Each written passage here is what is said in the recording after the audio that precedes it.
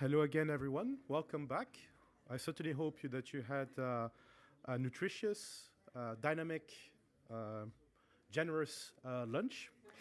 And welcome back. And it is a hope that I hold dear because we're going to need that energy for the next two sessions that are going to be deep in content, rich in substance, and in exchanges. So the third panel, entitled Environmental Rule of Law in Areas Beyond National Jurisdiction, Ocean, Poles, and Space, will be chaired by Pradeep Singh, who's the Deputy Chair of the IUCN WCEL Ocean Law Specialist Group and is also affiliated with the Institute for Advanced Sustainability Studies. Pradeep, the floor is yours. Thank you. Thank you very much, Ayman, for the kind introduction, and good afternoon to everyone. I hope you had a wonderful lunch break and are eager as I am to commence this session on the environmental rule of law in areas beyond national jurisdiction. I think we have a really fascinating panel here today, all from really different backgrounds. So we have someone from academia, we have someone who has worked in conservation for a long time, a UN special rapporteur, as well as someone from the World Bank. So really diverse, and we're hoping to cover a lot of aspects in this session today. So let me first get us started in the interest of time. I wanted to first introduce and invite Professor Christian Derani. Professor Christian Derani is a professor of international, environmental, and economic law at the Universidade Federal de Santa Catarina in Brazil. She's also an invited professor at Paris 1 Sorbonne, a fellow at the University of Cambridge, and a member of the Global Cambridge Food Security Network. She's also the author of many papers, and specifically the following monographs: Environmental Economic Law and Ecological Regulation for Sustainable Food Systems. So Professor Derani, I understand you'll be talking to us today about, how do you conceive marine areas beyond national jurisdiction as a true commons? How does equity or ethics fit into the equation, and what's the role of international law here? You have a presentation, I believe. Yes, so please, the floor is yours.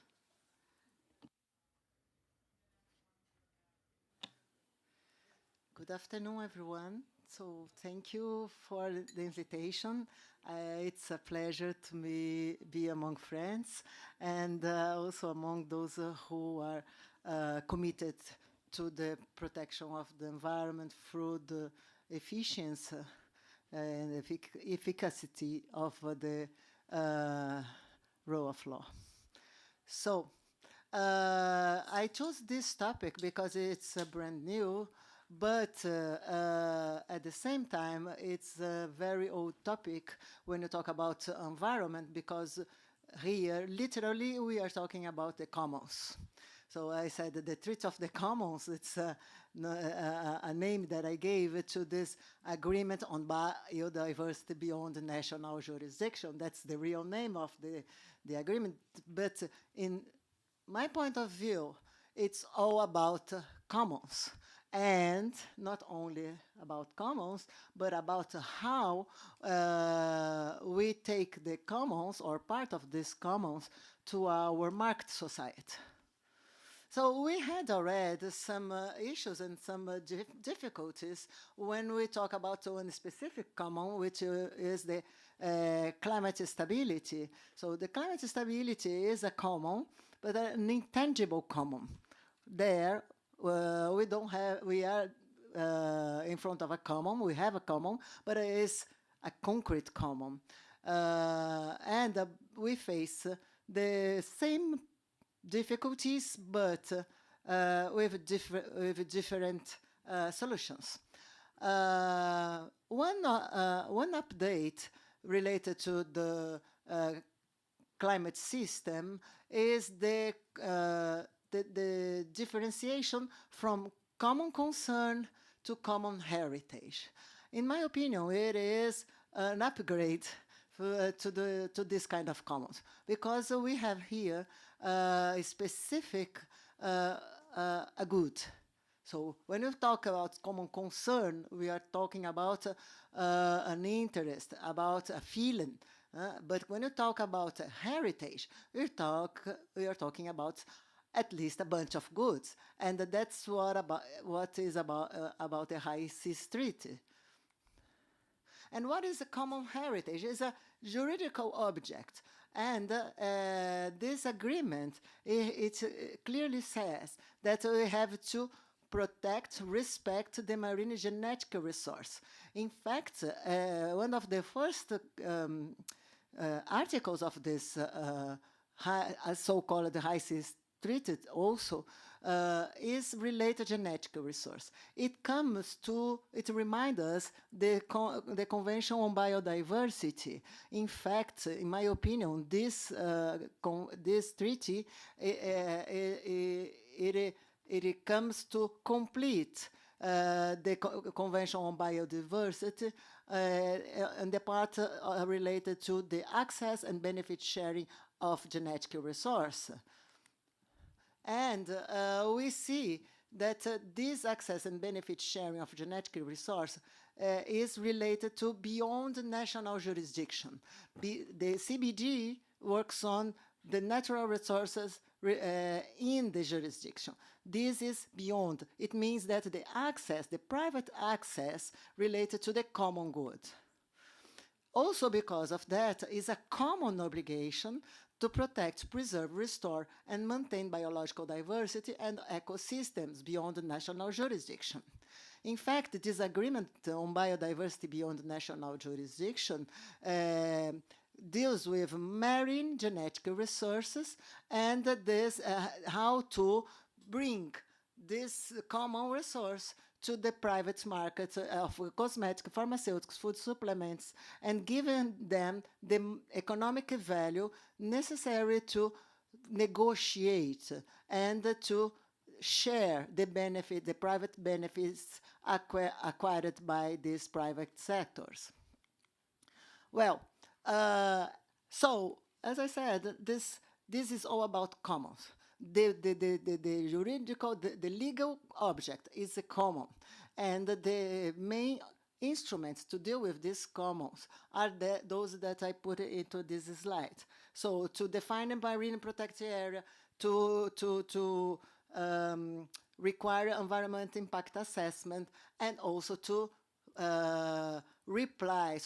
to reproduce the instrument developed by the Biodiversity Convention, which is this access and benefit share, a sort of a contract, a private contract with a public good, So these instruments will generate public and private goods. Because if you define protect a marine area, if you grant public results of this access of benefit share, access to marine genetic resource, we generate public good. But if you also think about the development of private products like medicines, cosmetics, and so on, we are also generating private good. So the secret is how a common heritage of humankind can at the same time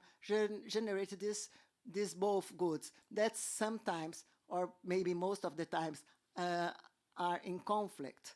Some well-known principles are described to achieve this objective.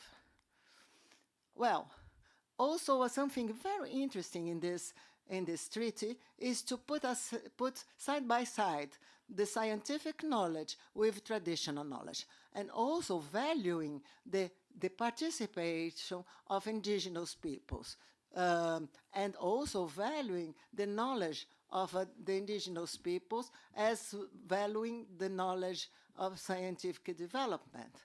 So the difference also is related to this relation, private and public. We have private knowledge and we have a collective knowledge, and how to couple with these two different kinds of knowledge to generate public good for everyone. Well, I'm not going to give the answer here. I have 5 minutes, and I think I am almost there. But in terms of rule of law, I didn't put on my watch, but in terms of the efficiency of this environmental rule of law, I must take this old fellow, would I say, of international law, this erga omnes obligation. Erga omnes obligation is recognized by the ICJ since the 70s as an obligation that all the states have to have related to environmental protection. And we also have another name for this that I like very much, as they are communitarian norms, norms that are related to all the international community. And taking the words of the vice president of the ICJ, Veera Mantri, international environmental law will need to proceed beyond weighing the rights of and the obligations of parties within a closed compartment of individual states' self-interest, unrelated to the global concerns of humanity as a whole. So everyone must be committed to protect the commons that we are talking about as marine environment. And these communitarian norms are established in the interest of and owed to the international community until recognized legal interests of each of its members to invoke compliance. So I took this old statements to renew our memory about the commons, renew our memory about the rule of law, and when you talk about the commons. So we have to embrace obligations of conduct of parties, and also we have to be aware about the obligations of a result of the parties. So last, I'd like to conclude saying that in the end of the day, it's all about ethics, because the root of environmental rule of law needs to be settled in an ethical behavior. I take here, not a lawyer, but Elinor Ostrom. She says that in this procedure to manage this common pool resource, as she identified as a commons, it's important that we minimize this opportunistic behavior. It means it is important that to convince people that they have to work on the common good. And when I talk about this, I talk about corporation, private subjects, and any other subject in the society. So we have to have shared norms that reduce the cost of monitoring and sanctioning activities. And we are just having that if the society is convinced that they only have a solution to survive if they work together, and not getting first to take first, which is for everyone. Thank you very much.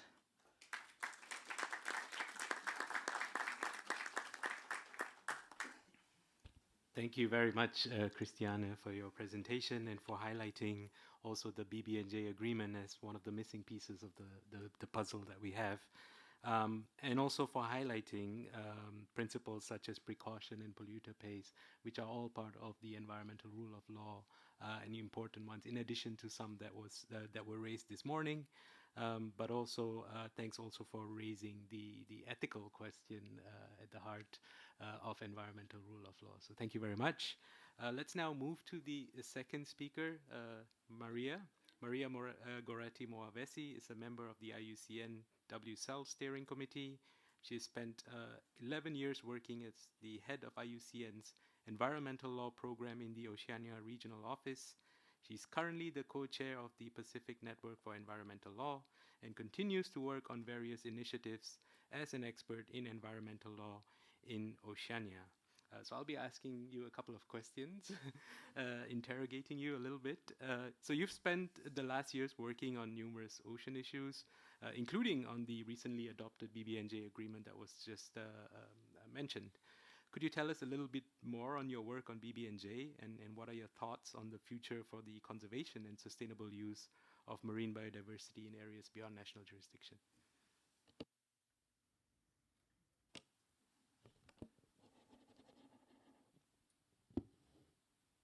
Thank you for the question, Pradeep. Mbula Vinaka, everyone. It's my pleasure and privilege to be here with you all. And I just wanted to say thank you. And we heard a bit about inclusivity this morning. I travel thousands of miles to be here. And this is commendable of the organizers and IUCN for being inclusive and including the Pacific to be here. So thank you. On the question, so over the past years, I have been deeply involved in various ocean-related issues, and particularly the recently adopted BBNJ agreement. And my work has focused on advancing the environmental rule of law, and in this case, in the context of the BBNJ agreement in supporting the Pacific Island countries in the ratification and the implementation of the agreement. It was adopted last year on the 4th of March 2023 and happened to be on my birthday. And I was actually there. In fact, I was actually on my way back to LA when we heard that it had been adopted. So, and it is a legally binding agreement under the United Nations Convention on the Law of the Sea. The agreement will come into effect 120 days after the 60th state ratifies it. To date, 8 countries have ratified the agreement, and that includes Belize, Chile, Cuba, Mauritius, the Federated States of Micronesia, Monaco, Palau, and Seychelles. And the preparatory commission for the agreement is scheduled to meet twice in 2025. And the sessions are scheduled for April and also in August. And these are 2-week sessions. And the aim of the meeting is to look at the program of work and prepare states for the first COP meeting. So that's pretty much the aim of the PrepCom meeting. So the first COP is crucial as a number of decisions will need to be considered. And states need to ratify the agreement in order to fully participate in the decision-making process. So there is efforts being made to have states ratify the agreement, and especially in the Pacific Islands region. And throughout the various stages of the negotiations, I have been engaged, and particularly in the last intergovernmental conference as part of IUCN's delegation. And my role was to provide legal and policy expertise from the perspective of the Pacific Islands countries. And since the adoption, our efforts have been through IUCN's Oceania Regional Office and collaborating with the Office of the Pacific Oceans Commissioner. And this office is mandated by the Pacific Islands leaders to coordinate efforts or support that goes towards the Pacific Island countries in the ratification and the implementation of the agreement. And this includes mobilizing the necessary funds, the human capacity, as well as technology to assist the countries. The immediate priority for the region is, particularly for states that have not yet ratified, is to support their efforts in ratification. And this includes the national processes that they have to go through in order to get endorsement for ratification. And that might include having national consultations or workshops. And so this is where the Office of the Pacific Oceans Commissioner is putting its resources and coordinating its partners and stakeholders. What we don't want to see is a duplication of efforts coming into the Pacific. And so there's a need, when there are resources being brought in, the Office of the Pacific Oceans Commissioner is your first point of contact. And every month there is a meeting of partners and stakeholders that, nice music to break the, so yeah, they're actually mandated to ensure that, while, to ensure that there is no duplication and that resources are actually spread across all of the Pacific Island countries, as there's a need for that. So having said that, partnership, cooperation, and coordination is in fact the cornerstone for ensuring that resources are mobilized and they are put across or shared across the Pacific. So in relation to national implementation of the agreement, I want to acknowledge and reiterate Professor Lydia Slobodin's statement this morning. It clearly articulated the complexity of the application of BBNJ and especially environmental law and it is a reality in the Pacific, because the implementation will involve various sectors. And so interagency cooperation and coordination is key for this. Each have their own legislation, and the critical issue of financing, which will require the involvement of the respective ministries of economy and finance, not only to resource the mandated ministry, but to adequately resource it so that it can implement its responsibility. So this is a significant challenge when we are considering how to domesticate the provisions of the BBNJ agreement at national level. It is indeed helpful that WCEL and the IUCN Secretariat will be preparing an explanatory guide for the BBNJ agreement, which will be co-edited by Associate Professor Simi Payne and Professor Lydia Slobodian. So, and perhaps navigating through these challenges could be addressed in the explanatory guide. And sorry, it leads me to looking ahead. And I believe that the successful implementation of the agreement will depend on several key critical factors: capacity building and technology transfer, and this is within the agreement itself, and many nations, especially from the Pacific, will require significant support in building the capacity.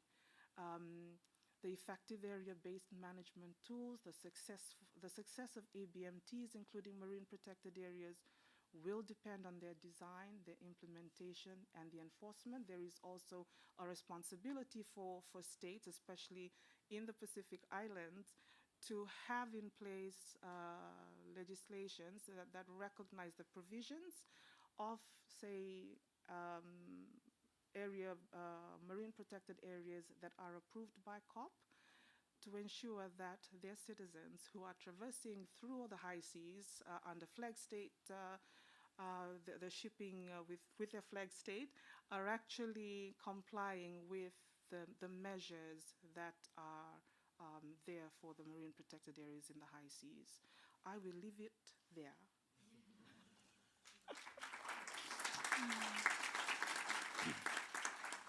Thank you so much, Maria. I had a second follow-up question. I will put the question now, but then I'll go to the other two speakers so you have some time to collate your thoughts. But it's a very important topic, one that has not come up yet, which is seabed mining. And so the other aspect of your work, one which we actually work very closely together, and we do attend negotiations together in Kingston, Jamaica, is the topic of deep seabed mining. And this, of course, is related to some extent to the BBNJ agreement. So I'm going to ask you, after the other speakers, some of your initial thoughts on this, and whether there's any reason to be concerned about it. But I'll now move on to our next speaker, Marcus Orellana, who is the UN Special Rapporteur on Toxics and Human Rights. Dr. Orellana was appointed Special Rapporteur on Toxics and Human Rights in August 2020. He's an expert in international law and the law on human rights and the environment. His practice as legal advisor has included work with UN agencies, governments, and non-governmental organizations. And Dr. Orellana, I understand you'll be talking about international standards, and so I'll just give you the floor without further ado. Thanks. Thank you, Pradeep. It's my real pleasure and honor to join this program and panel. I wish to start by thanking the organizers for their kind invitation. As you mentioned, Pradeep, I am acting as the United Nations Special Rapporteur on Toxics and Human Rights. This is a special procedure of the Human Rights Council of the United Nations that is designed to monitor and report on the interface between toxics and human rights issues. And so thinking about environmental rule of law of the oceans, I thought I'd share a couple of thoughts about environmental standards in oceans governance, and especially the role of the International Maritime Organization. And when I arrived, Pradeep asked me if I could say a few words about the recent advisory opinion that the International Tribunal for the Law of the Sea released in May on climate change. I was hoping to build on Simi's presentation on that, but let me share a couple of thoughts. One is that together with a couple other special rapporteurs of the Council, of the Human Rights Council, we intervened, we presented comments to the tribunal on human rights. Why should the tribunal integrate human rights in its decision? There is a mention of human rights in one word, or two actually, and so I will say that that's a missed opportunity. There's three separate opinions where judges elaborate on the significance of human rights for the UN Convention on the Law of the Sea, and especially for the topic at hand, climate change. And yet the tribunal missed the opportunity to present a stronger and broader framework of integration between human rights and the law of the sea. But nevertheless, the International Tribunal for the Law of the Sea did elaborate on several very important points, recognizing that greenhouse gas emissions are a form of marine pollutant, and so that triggers and brings in the various obligations of the Law of the Sea Convention designed for the protection of the marine environment. So obligations to prevent, reduce, and control marine pollution, obligations specific regarding the different sources of pollutants and so forth. Another very important, I will say, positioning of the tribunal is that the Law of the Sea Convention is not eclipsed or displaced or set aside by climate change law instruments. Some refer to this as climate change law, but it's the UN Framework Convention on Climate Change or the Paris Agreement, as had been argued by a number of participants or several participants. So in the end, the law of the sea requires stringent due diligence. Now, how strong is that? How stringent is that? Does that transform an obligation of conduct into one of result? It's an interesting possibility for a doctoral thesis, I guess, but for the purposes of my presentation, I wish to focus on the point about Article 211 of the Law of the Sea Convention, which addresses vessel source pollution and the obligations of flag states to adopt laws and regulations that are necessary for the prevention, reduction, control of marine pollution from their vessels that fly their flags, and specifically the obligation to give effect, or for the national laws and regulations to give effect to international standards that have been adopted by an international organization or a diplomatic conference. It's a mouthful, it's a lot of concepts, but the key points are that flag states need to adopt laws and regulations first that give effect, not that take into account, but that actually give effect. And third, give effect to international standards. And that raises then the role, it highlights the role of the International Maritime Organization as the key public regulator, as it were, of oceans governance when it comes to vessel source pollution, navigation specifically.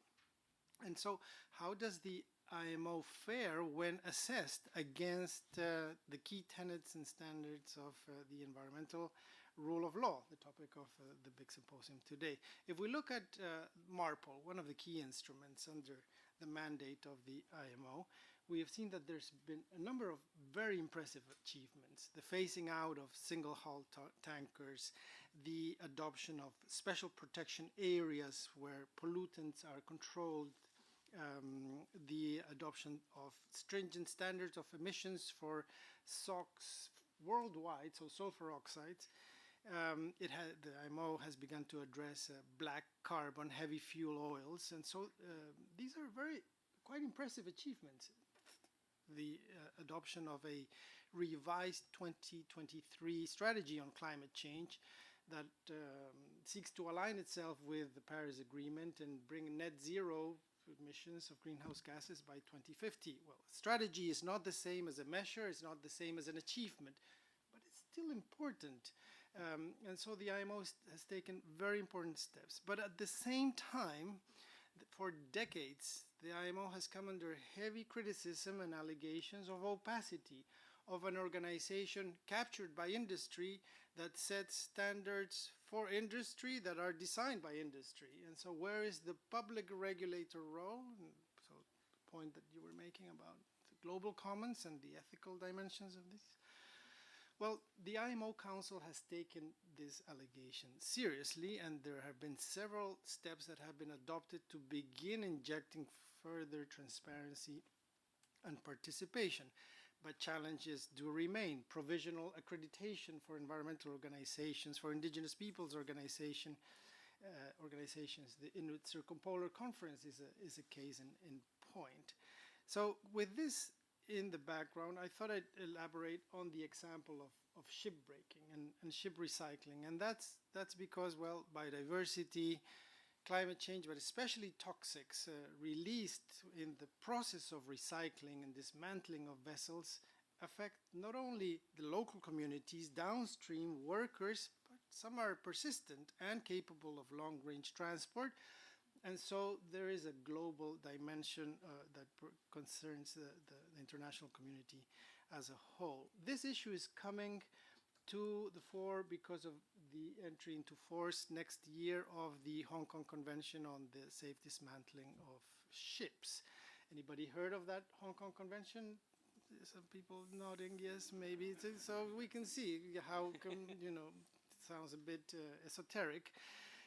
This is a convention tailored by industry at the International Maritime Organization in response to what industry perceived to be a threat. The threat of the Basel Convention on transboundary movements of hazardous waste and their disposal on the dismantling practices that were currently going to date. So the idea at the time was for a new instrument to displace Basel. Now Basel is hardly a fit for shipbreaking, but nevertheless, a ship can become waste if it is intended to be disposed of. And a ship has tons of hazardous waste in them that when dismantled are released. PCBs, asbestos, the list is long and they are hazardous. Now, legally, for the Basel Convention to be displaced, the Hong Kong Convention would have to provide equivalent levels of protection and control. And that is not the case. If we look at it from the perspective of scope, the Basel Convention covers downstream, it covers obligations of minimization of waste.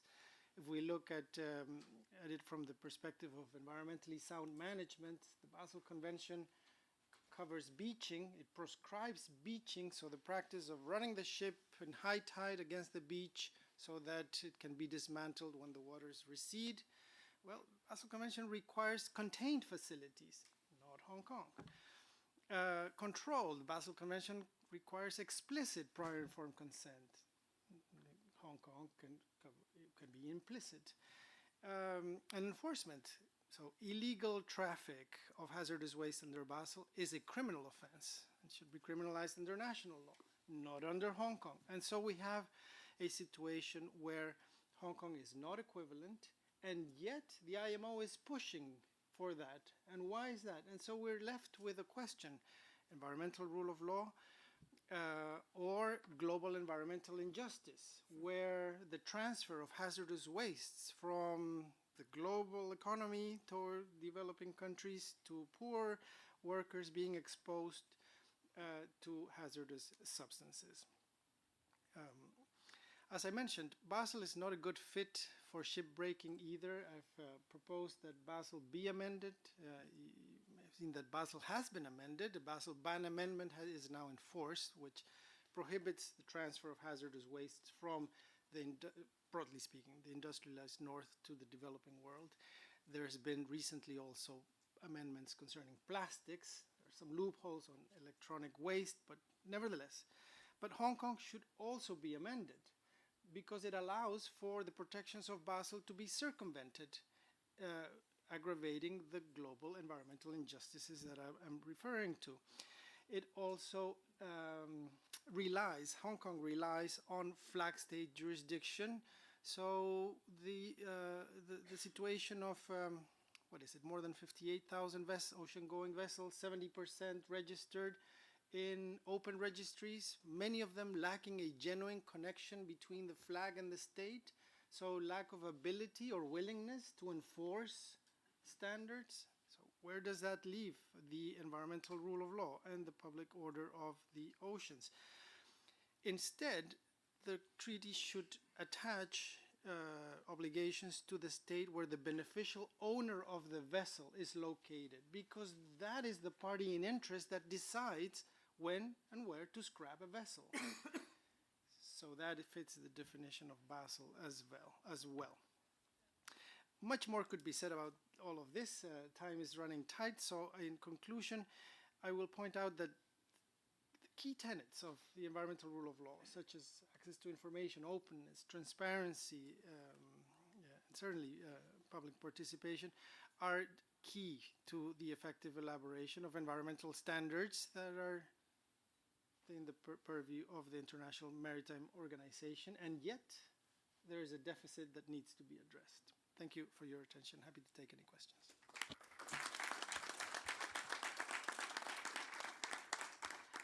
Yes, thank you very much, Dr. Arellano. I think that was very insightful, and also thank you for highlighting what I guess I would call the principle of non-regression as part of the environmental rule of law as well, that we should be moving forward and not backward with the efforts that we take in various fora.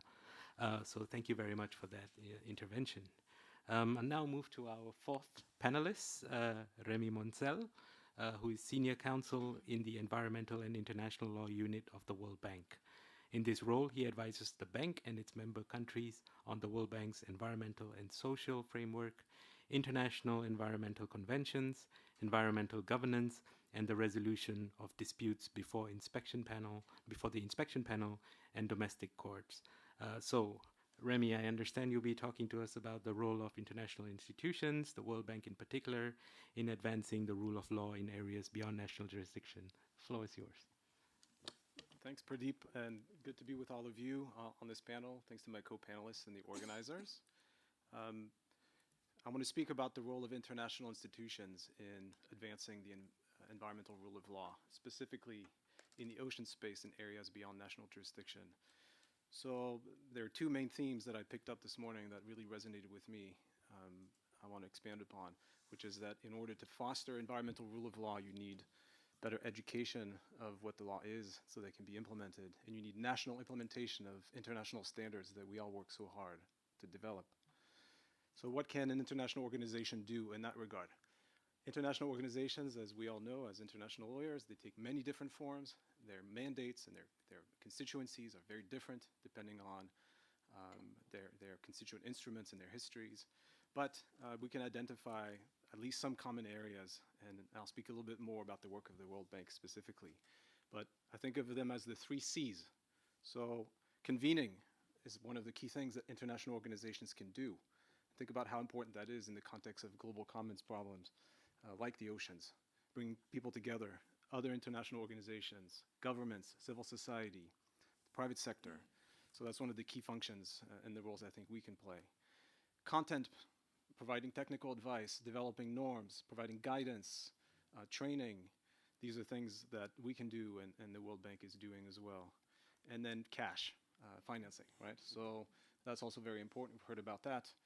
And the conventions we're discussing today, UNCLOS and the BB&J agreement, they have at their core several provisions dedicated to capacity building and the provision of financing for developing countries.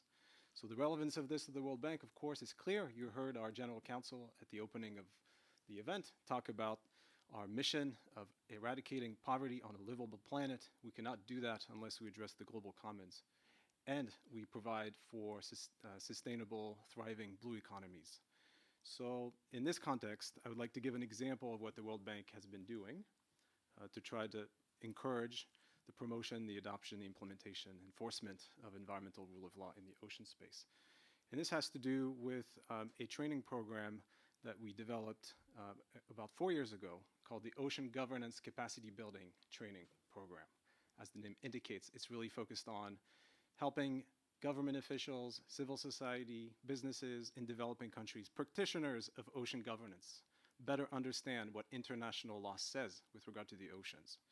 So we have put together with our partners a training program that's composed of an e-learning course that people take on their own, live sessions with trainers, quizzes, discussion boards, summaries of the international conventions we've been discussing today, boiled down to the essentials, keeping in mind that the participants are sometimes lawyers, but often non-lawyers, and yet they need a foundation. They work in the ocean governance space, but they have some general understanding of what international law says with regard to the oceans, but they're looking for more detail.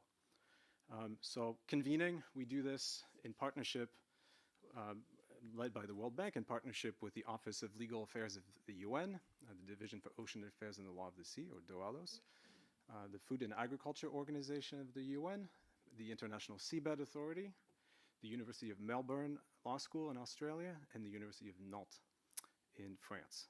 So we do this as well with support from the Pro Blue Trust Fund, which is hosted by the World Bank, and here comes the financing. This allows us to put this program together and offer this program free of charge to the participants.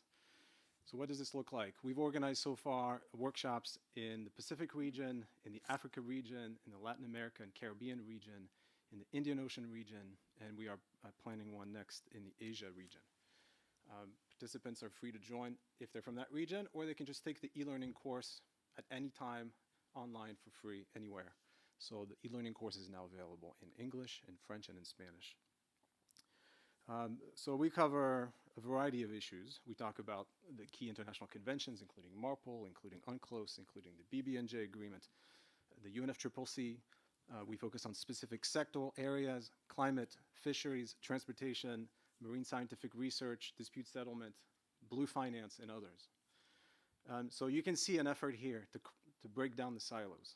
This is international organizations and academia coming together to try to offer resources across our areas of expertise and respective mandates.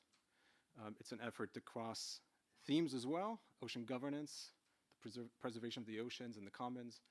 Touches so many sectors. One of the themes again from this morning, environmental law is cross-sectoral, it's so complex. If you want to deal with these issues, you really have to bring in all the relevant sectors, which we try to do. And I'm pleased to report that we have had so far over 350 participants from over 80 countries join this training, achieving gender balance as well, and really excellent reviews from the participants. We asked them just a few weeks ago, some of them took the training 3 years ago, 4 years ago. So we asked them, you're looking back, you took this course with us 2 years, 3 years ago. So how helpful has it been in your current work? Are you applying this knowledge and the skills you learned in your work? And 78% of the respondents said that they use those skills extensively or regularly. We also asked them if they felt more informed and capable in performing their duties on ocean governance, and 92% said that they did. We also asked them for examples. How did you use these materials? How helpful was this? Some of them said they used them to develop national legislation around the implementation of international conventions. Some of them said they used their knowledge to participate in workshops related to marine pollution and environment protection. Others said that they trained their own colleagues in their respective national institutions on UNCLOS. And some of them used the resources to participate in the international negotiations on BBNJ. So we're very proud and happy to be part of this initiative. I have brochures here that you're welcome to take with you that provide a bit more details, and you can spread the word. Our next workshop, as I mentioned, will be in Asia, probably in early 2025, and the call for applications will be coming out soon. Thank you.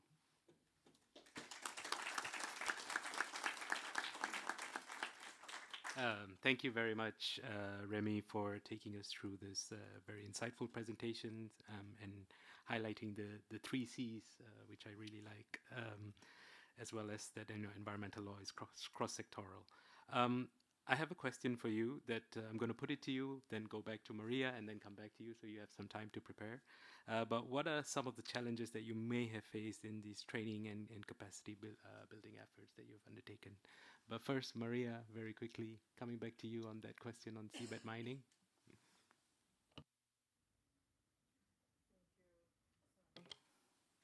Thanks, Pradeep. Yeah, so deep seabed mining, I'm sure everyone knows about deep sea mining. So I'm not going to go into the details, but just to say that it is indeed a crucial issue that intersects with the broader goals of the BBNJ agreement, and particularly in relation to the conservation and sustainable use of marine biodiversity within in areas beyond national jurisdiction. The deep sea mining is complex and also evolving. On the one hand, there is growing interest from several countries and private entities in exploring and potentially exploiting mineral resources in the deep seabed, driven by the demand, of course, of the rare earth minerals, which are essential for technologies like batteries, electronics, and renewable energy. So at the ISA, they have been working on developing regulations to govern the seabed mining, which is a challenging task. It has been going on for some time now, given the potential environmental impacts and the need for a much more balanced approach that considers both the economic side of it, the economic development, and also the conservation and the protection of the marine environment. And of course, there are valid reasons to be concerned about deep seabed mining exploitation moving ahead. In terms of environmental impact, it poses a significant risk to marine ecosystems, and many of which are not yet fully understood. So the potential for irreversible damage to the biodiversity, including the unique habitats and species, is a major concern, some of which we are not aware of at this stage. And so the deep sea is one of the least explored and most fragile ecosystems on the planet, and the disturbances from mining activities could have far-reaching consequences, not only for us, but for the future generation. In terms of regulatory gaps, while ISA is working on developing robust regulatory framework, there are still gaps and uncertainties, and particularly around environmental safeguards, monitoring, as well as enforcement. And so ensuring that the regulations are comprehensive and are effectively implemented will be critical to minimizing those risks. The precautionary principle is one principle that is front and center at the negotiations. And given the uncertainties and the potential for significant environmental harm, many stakeholders are advocating for the application of the precautionary principle. And this would mean having a cautious approach to seabed mining, potentially including a moratorium. And so moratorium is also a word or a term that is very significant when it comes to the negotiations at the ISA. And of course, a moratorium until more is known about the impacts and the necessary technologies and regulations are in place. And IUCN has a resolution for the moratorium of the seabed mining. Equitable benefit sharing. Similar to the issues under the BBNJ agreement, the question of how benefits from deep seabed mining are shared, particularly with developing countries and communities that might be affected, it is a critical concern.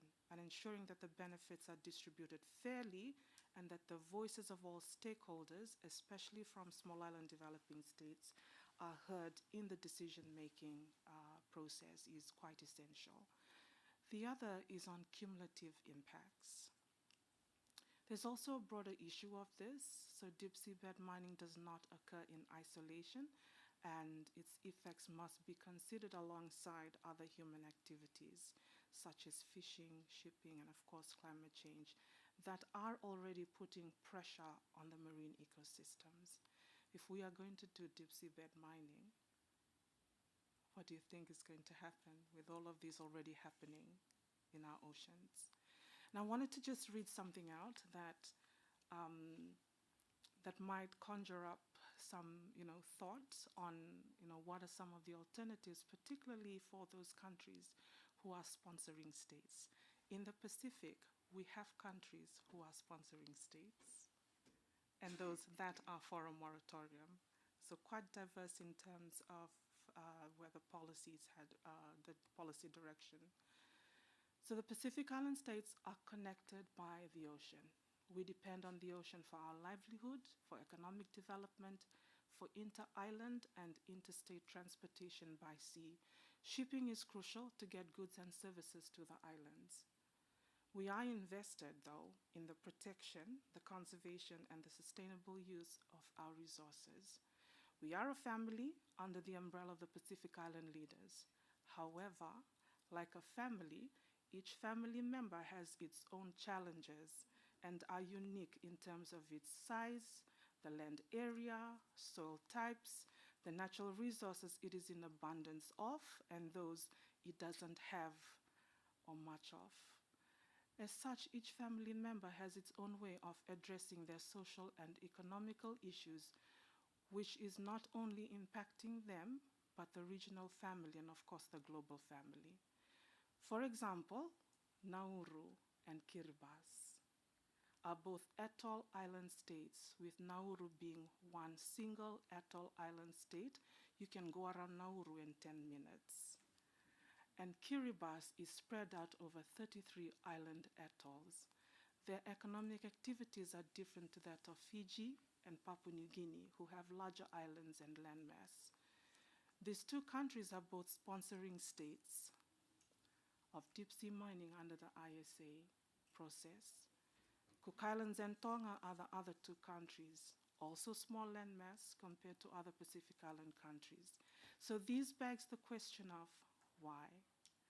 Why are these countries sponsoring states for DSM or encourage DSM within national jurisdictions? Perhaps they don't have an alternative source that would meet social and economic needs, and DSM may be the only option available to them economically. The challenge that the regional family and the global family is, or has, is to be innovative. And this is a challenge for all of us in this room, to be innovative and develop alternatives that can encourage states to change its policy directions and move away from DSM by committing and perhaps supporting the movement of declaring a moratorium until there is some certainty of the impacts of DSM in our oceans. So in conclusion, while deep seabed mining has the potential to contribute to economic development, it also raises significant environmental and ethical concerns. So the challenge lies in finding a balance that allows for the sustainable use of these resources while ensuring the protection of the marine environment. And it requires strong enforceable regulations, a commitment to the precautionary principle, and ongoing international cooperation. Thank you.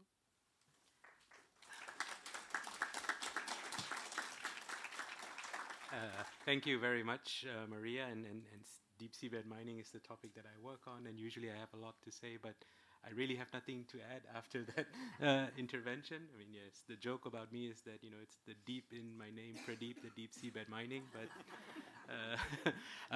Remy, I asked you a question, and I would like you to answer that briefly. And at the same time, if anyone has any questions, maybe we can take one, or there's one online, perhaps. So if there's any one question on the floor, please make your way to the back and feel free to ask it. But Remy first. Thanks, Pradeep. So you asked me if we run into challenges in the course of capacity building work. So happy to report there are no challenges. It's very easy work. Capacity building is solved. Now, obviously, it's very difficult, and I can share just a few challenges. Two main ones: sustainability and scale. So sustainability, we have a training program running, but it's only been up and running for 4 years.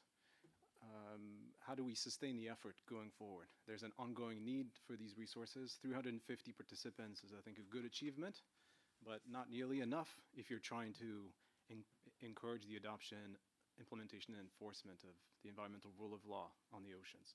So how do you keep the effort going for year after year after year, a decade or more? That's a challenge, right? So really the challenge is scale.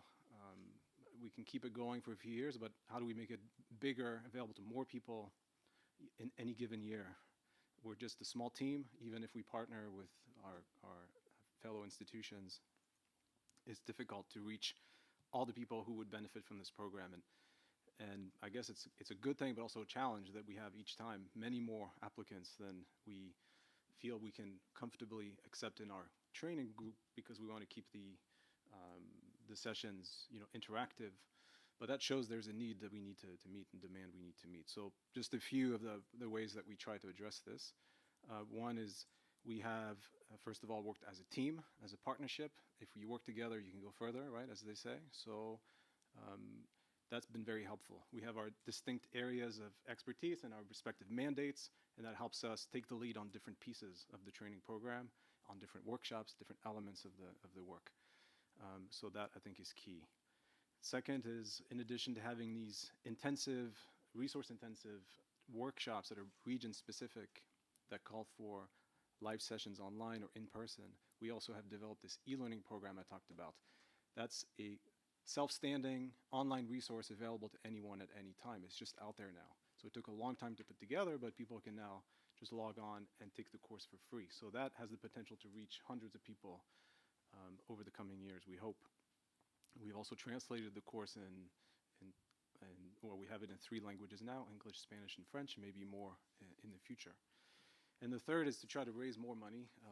So even though we're the World Bank, we have to make the case internally to our colleagues, to trust funds and others, to continue to provide resources for this program. And that, for anybody who does capacity building work, knows that can be a challenge, because you're focusing on process, you're explaining the importance of education, and you're trying to make the case that that in turn will lead to better implementation, which is why the survey I talked about was so important to us. We thought that if we could gather some good data on how our training is helping, that'll help us make the case for more resources in the future. So some of the ideas we've been pursuing. Thanks. Thanks very much. Can we have the question from online? I see none in the room. Sure. We have actually a couple of questions online. The first is from Olivier Yambo.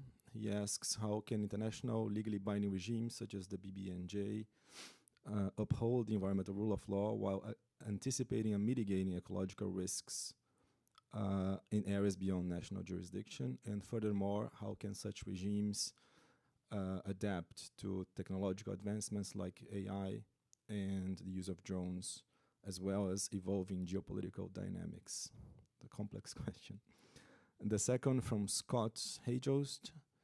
He asks, could the panelists comment on the relationship and synergies among the Antarctic Treaty System, the High Seas Treaty, and the International Seabed Authority?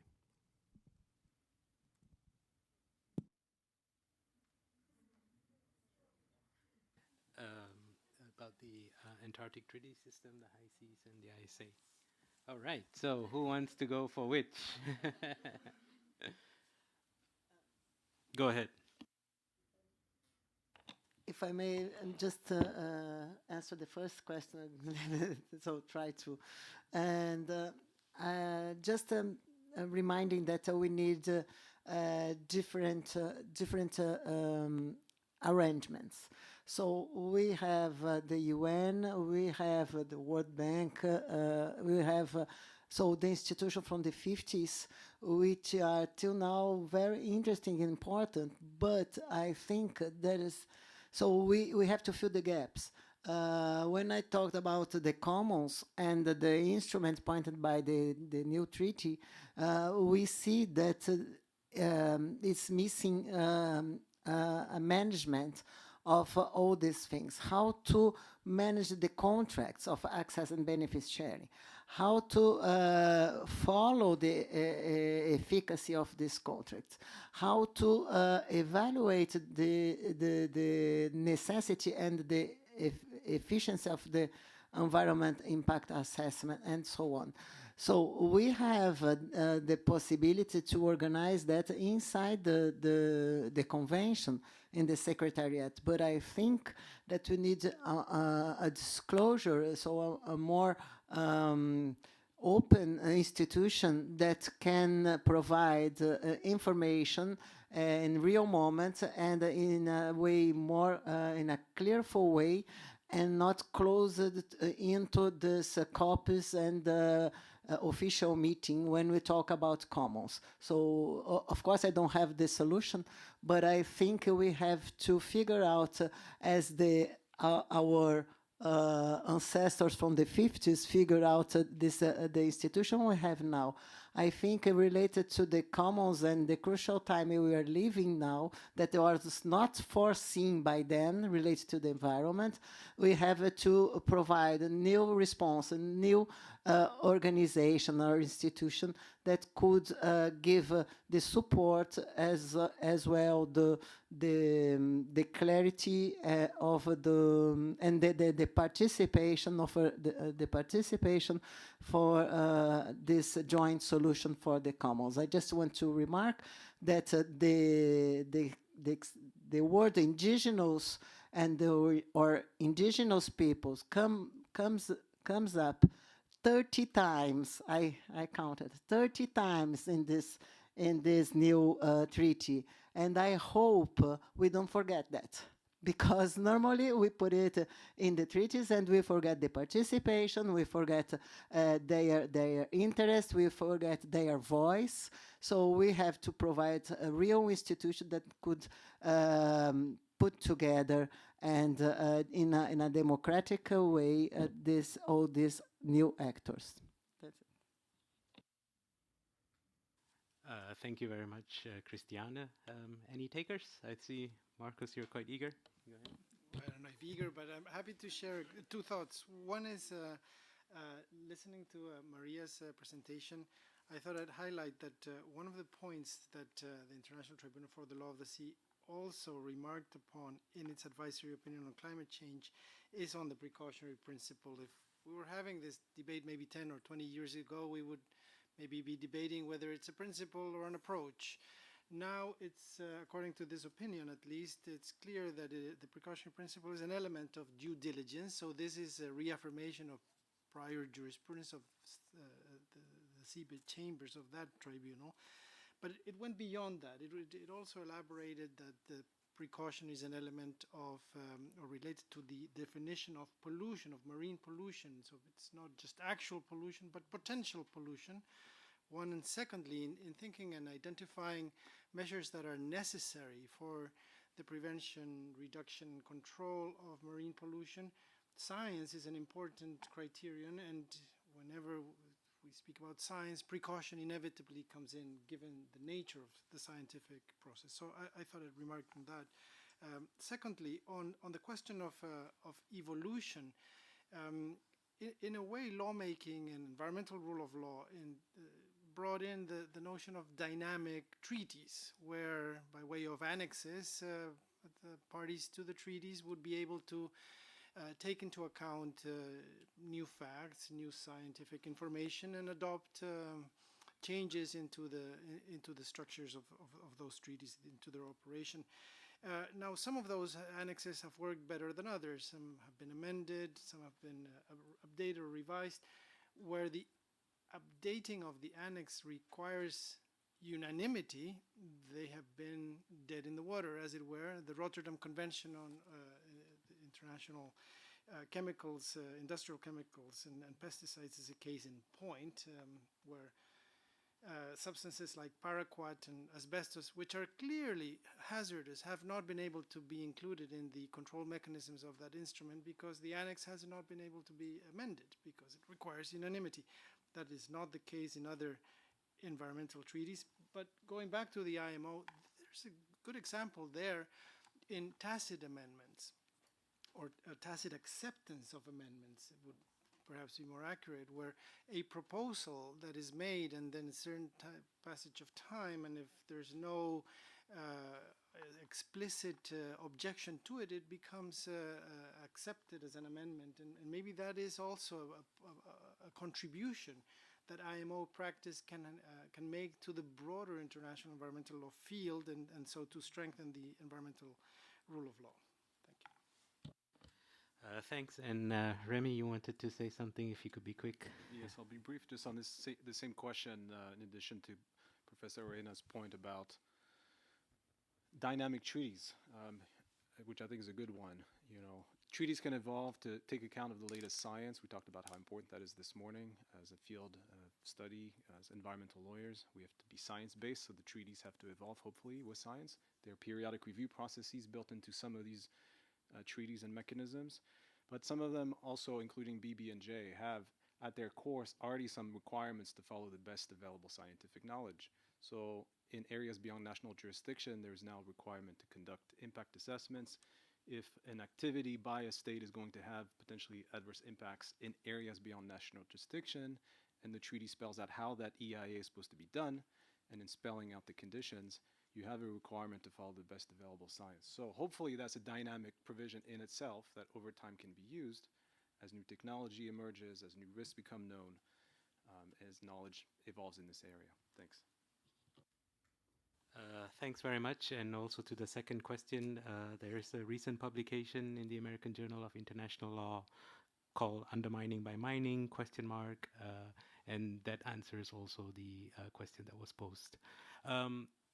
I'll let you ask your question, but I think we gonna have to answer it during the coffee break. But please ask your question so we can close the session. Yeah. Congratulations to everyone once again. My name is Julio Guiti Guevara, and my question is about the trainings. If you can please briefly describe at some point, it doesn't have to be now, the performance indicators that you are using to assess the successful execution of the courses. The issue that we see, and I'm talking about the populations located in what we call the natural belt of the Americas, we don't have electricity, and often we don't have access to internet. And I'm talking about La Ceiba, which is the third most important city in Honduras. I'm talking about Buenaventura in Colombia. I'm talking about Quibdó, Chocó. And all of these are coastal cities. We can probably talk later about creative ways of reaching out to these communities. Thank you. Yeah, that would be great. Thank you so much. I'll take Pradeep's offer to discuss this over coffee. And that reminds me to say that the brochures are here. I'm going to put them there during the coffee break, and happy to answer questions. Thank you. Great. So thank you very much to all speakers. It has been a very enriching session. And finally, apologies from Professor Simi Payne, who was not able to join us today due to an emergency, but she did say, make sure we talk about the ITLOS advisory opinion. So thank you very much, Marcos, for stepping in. Otherwise, I would have had to. So thank you very much, and thanks again to the organizers and to our host today, the World Bank. Thank you.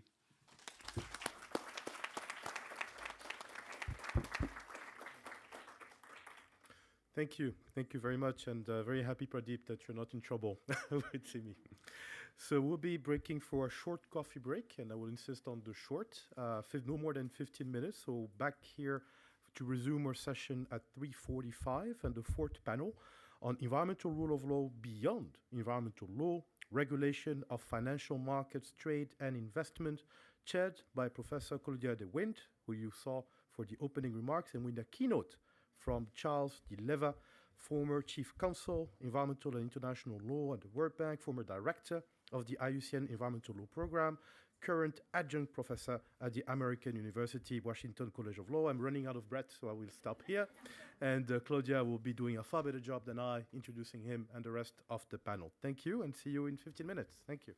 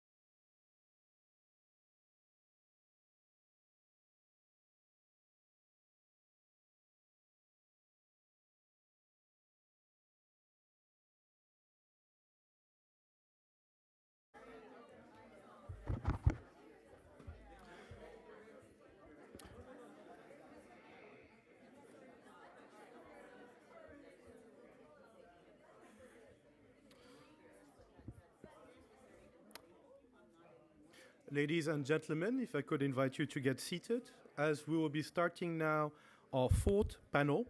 As I mentioned right before the break, environmental rule of law beyond environmental law, regulation of financial markets, trade and investment, chaired by Professor Claudia De Wind, CEO of the Inter-American Institute on Justice and Sustainability and member of the steering committee of the IUCN World Commission on Environmental Law. Claudia, the floor is yours. Thank you. Thank you very much, Ayman. My mic is off. Hello. Thank you very much, Ayman. Everybody, we're almost there. This is our last panel of the day. So I think to keep us all in the spirit of that glass of wine that we have coming after, maybe a little clap to our whole panel and to all of you for bearing with us. No.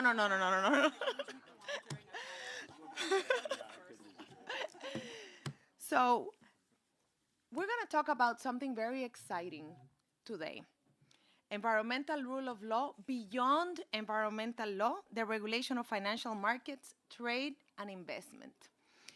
I have to introduce this topic, which is very difficult because it's a very broad topic and it's a cross-cutting topic. But I'm going to start by saying that the estimates that we have floating around tell us that climate change, including the impacts on biodiversity, will drive or could drive an additional 100 million people into poverty by 2030. And this, being in a Bretton Woods institution, it would be remiss of me not to mention this, especially after this morning we heard about reducing poverty in a livable planet. These numbers show us how much we need finance, how much we need finance to achieve the right to development, how much we need finance to go into the right places, into that environmental dimension of the Sustainable Development Agenda 2030 and post-2030, as we heard Sophie talk about the Summit of the Future this morning. The topics that we are going to be discussing this afternoon with this fabulous lineup, once were thought to be opposites. Environmental law and the environmental rule of law in the context of finance, trade, and investment is still seen as a pebble in the shoe. But it's the pebble in the shoe that keeps us in check and that helps us drive accountability. And it's not an afterthought anymore. It has a role in ensuring that when finance gets to the furthest places of the world, it's done right on the environmental and on the social front. And on the other hand, it supports the enabling conditions that are necessary for trade, investment, and finance to happen. So with that, we have a keynote speech this afternoon by a dear esteemed friend. I was told he was already introduced before the break, and somehow I missed that. As you know, his bio is too long to be read here. And here, he's right at home because he spent a lot of his career in this institution and made more contributions than we have time to discuss, perhaps.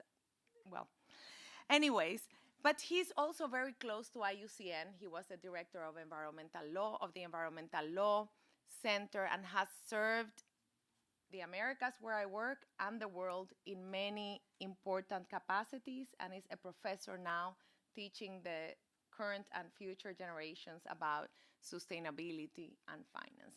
So Charles, enlighten us with this topic about the promise and perils of the environmental rule of law in trade, finance, and investment.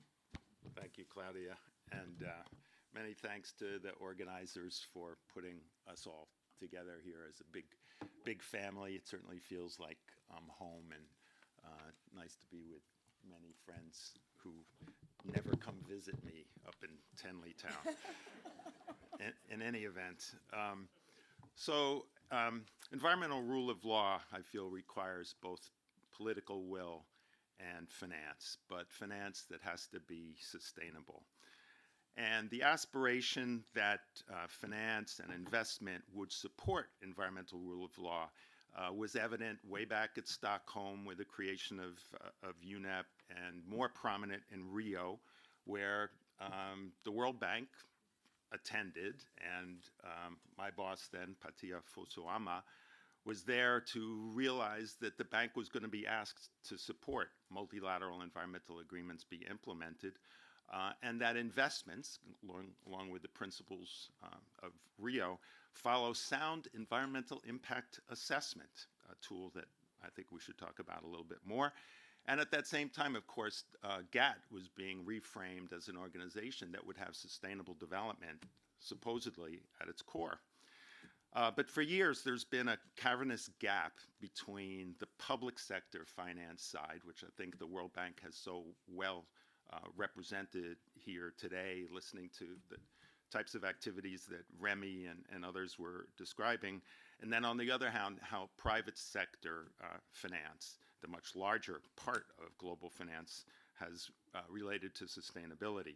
So public sector MFIs supported, in the ways that we discussed before. I think Professor Emmanuel was mentioning the environmental social framework and the standards that the multilateral banks have put in place, not just the World Bank, but all of the MDBs, including Asia Development Bank, and the role in building borrower capacity. And these standards have in turn then supported the development of environmental law in many of the borrowing countries. One of my colleagues at one point put together a treatise on how many developing countries put in place environmental impact assessment laws as influenced by the World Bank. Some of you here, probably Patricia, Victor, will remember that the World Bank launched with, again, my former boss, Pati, PADELIA, the Program for Developing Environmental Law in Africa. It was really the first time IUCN was involved, UNEP, FAO. It was a great collaborative effort and really spawned the development of environmental law around Africa. It was a labor of love. In addition, multilateral development banks, very different than the private sector finance world, put in place access to information policies, accountability mechanisms, grievance mechanisms. All of these help support environmental rule of law. In addition, what we've seen that the MDBs, Marcus is here and can speak to this at great depth, they've harmonized climate finance methodology to align with the Paris Agreement. And every year, MDBs have produced more climate finance. They've also advocated for carbon pricing at a global scale, and they've created carbon markets which, unlike the carbon market activities that The Guardian and The New Yorker and other media have reported on, have not been subject to greenwashing and inflation, and have been an example of how carbon markets can have credible ways of implementing offsetting activities going forward. And MDBs have influenced commercial finance. It was during Jim Wolfenson's era when you would hear Citibank and other bankers come and say, oh yeah, we're into green finance as well. And in fact, of course, there was the famous launch of the Equator banks, in which 200 banks have agreed to use IFC performance standards when they're financing activities in the developing world. In addition, when it comes to finance and investment, we see great strides with this current U.S. administration adopting rules for the Securities Exchange Commission. We see the European Union with several directives that encourage sustainable finance. Even recently, the U.S. Department of Labor published a regulation which said that it would be appropriate for pension funds to consider ESG and climate impact when they're making decisions about how they invest funds of pensioners. The EU Corporate Sustainability Due Diligence Directive, I'll only say that once, CSDDD, imposes obligations on that will have a huge impact on investment, because large companies, and not only those based in the EU, but those transacting business in the EU, have to undertake risk-based due diligence to mitigate negative human rights and environmental impacts, not only in their own operations, but with their subsidiaries and in their supply chain. And this directive will drive alignment as well with the Paris Agreement. In addition, we see at the OECD support for those governments, both in Europe and Asia, that are trying to extricate themselves from investment treaty arrangements in which they might have difficulty because of their attempt to change provisions dealing so that they could address climate change. So these are just a few of the many activities in the world of finance that represents efforts toward sustainability. But since I had to have a title for my keynote address, this is the peril part of following the promise. So when it comes to peril, I was leafing through the novel Ministry for the Future. How many of you have read it or heard it? So in Ministry for the Future, Mary, the protagonist, is trying to convince bankers to develop a carbon currency to help save the world. She notes as her challenge that bankers are less subject to legislation and that central bankers are structured to be immune from political pressure. She notes, quote, "Because money ruled the world, these bankers ruled the world. They were the world's rulers in some very real sense, non-democratic, answerable to no one. The technocratic elite at its most elite, financiers." So what I'm positing as far as a peril in the finance sector is, do we have a divide in terms of accountability? Do we have a divide between the fact that the World Bank for the last 30 plus years has worked around a system of accountability, albeit imperfect, and Professor Hunter would tell us many ways in which it's imperfect. Thank you. However, it is a system of accountability. It does have internal rules which require compliance with environmental and social standards that have been adopted by its 189 member governments. So when Mary is asking about the challenge of moving finance to make the world sustainable, and she's concerned about bankers being unanswerable, we need to look at that issue seriously and see if there are ways to deal with these types of problems. Part of the problem is, as the wizards of finance, investment, and trade may often note, is that they are not the implementers of activities and therefore bear a different level or no responsibility for risks and impacts associated with financial investments. Yet they are essential, and the world has bent to their rules, and as we saw in the banking crisis in 2008, 2009, and the book, if I can refer to another piece of legislature, Too Big to Fail, indicated that there may be a different sense of rules when it comes to this part of our program today, when we're dealing with finance, investment, and trade. And so recently, we see 4 of the founding banks of the Equator Principles, JP Morgan, Wells Fargo, Bank of America, and Citi, decide they no longer want to be under the Equator banks. So they're no longer committed to applying the performance standards, and there's no explanation that's given.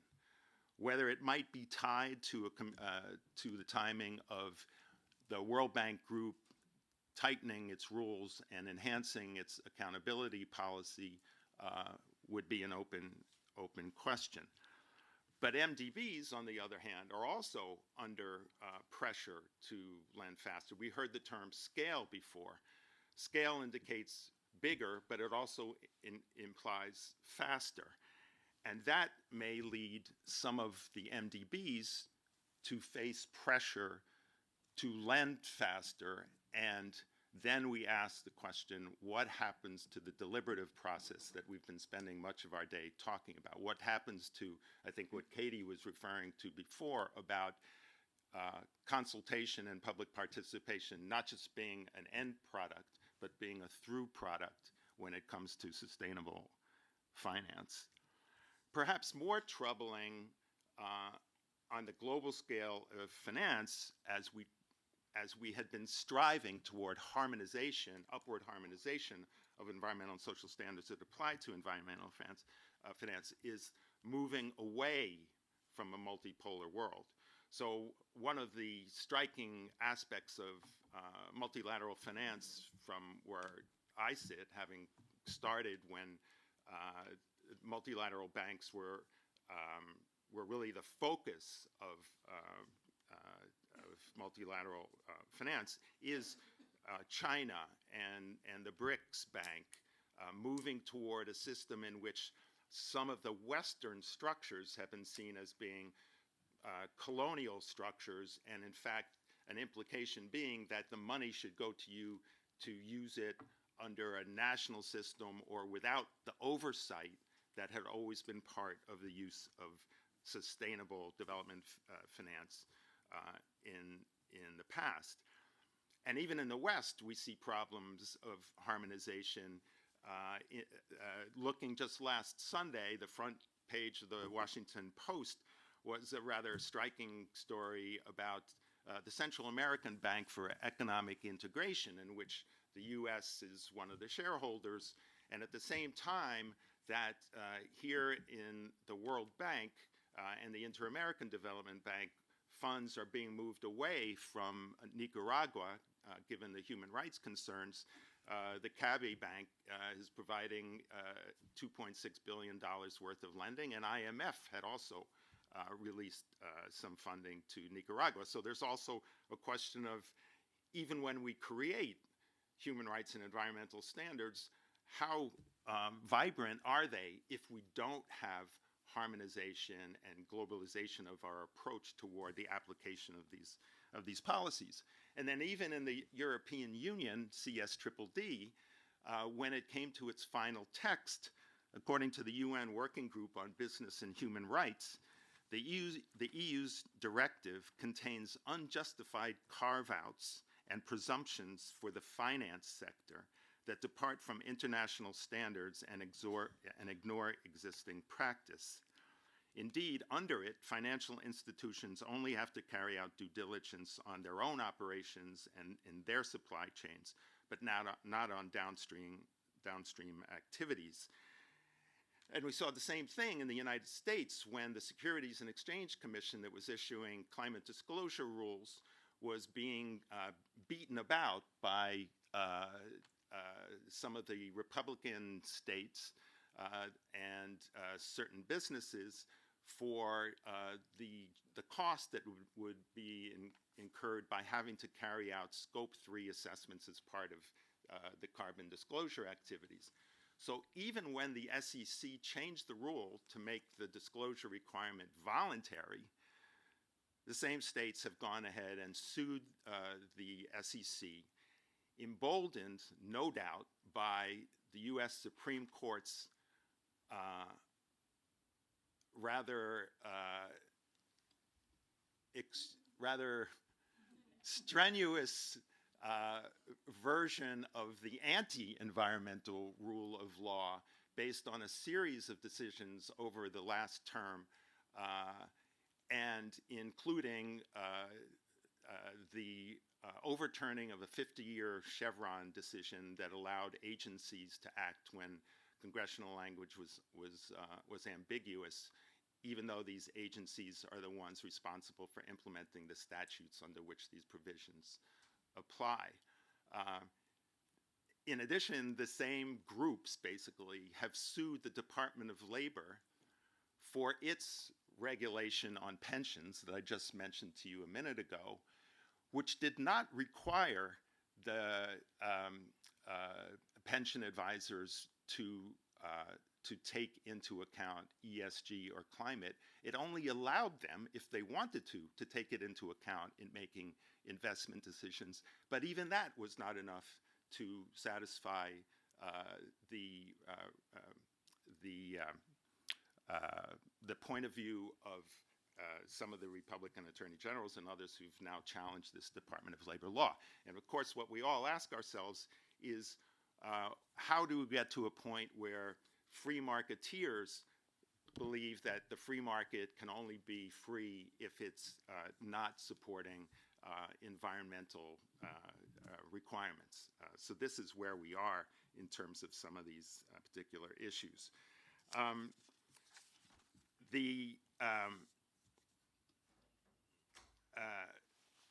Similarly, when it comes to commercial banking sector, one of the challenges that's happened in terms of sustainability really revolves around certain transparency issues that, again, have been borne out in recent carbon market activities.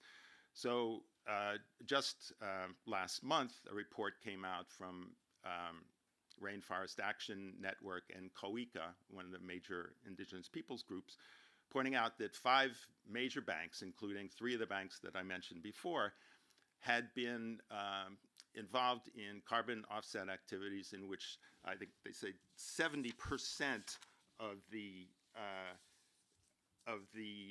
environmental and social provisions that were in the carbon activities failed to cover 70% of the rainforest that was supposed to be financed by the ESG investment that they had been pursuing.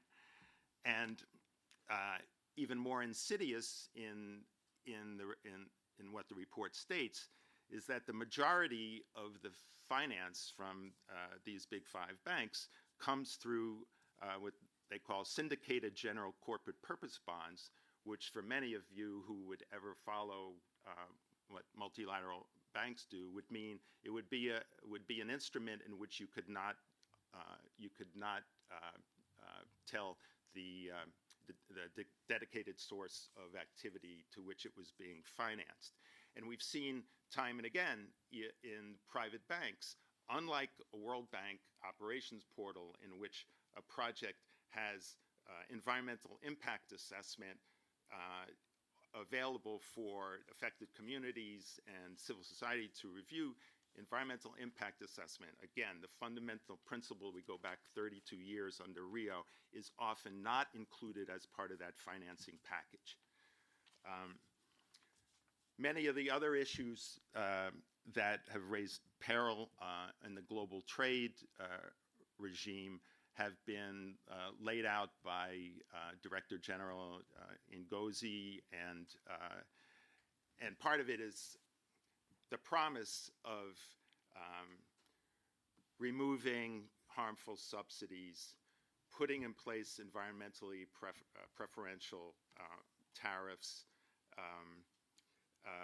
setting global standards so that we don't have a patchwork of standards on environmental sustainability. These have not come to bear, and the Deputy Director General of WTO just last month gave a speech outlining all of the different areas in which the hope and promise of a global harmonization between environment and trade that many of us expected to see 30 years ago has still not come to bear. Regional agreements have tried, I think, to look at environment in a more robust fashion, but a recent Brookings Institution report just points out that climate change is omitted from the US-Mexico-Canada agreement. The last area that I'll talk about in terms of this sector of finance are investment treaties.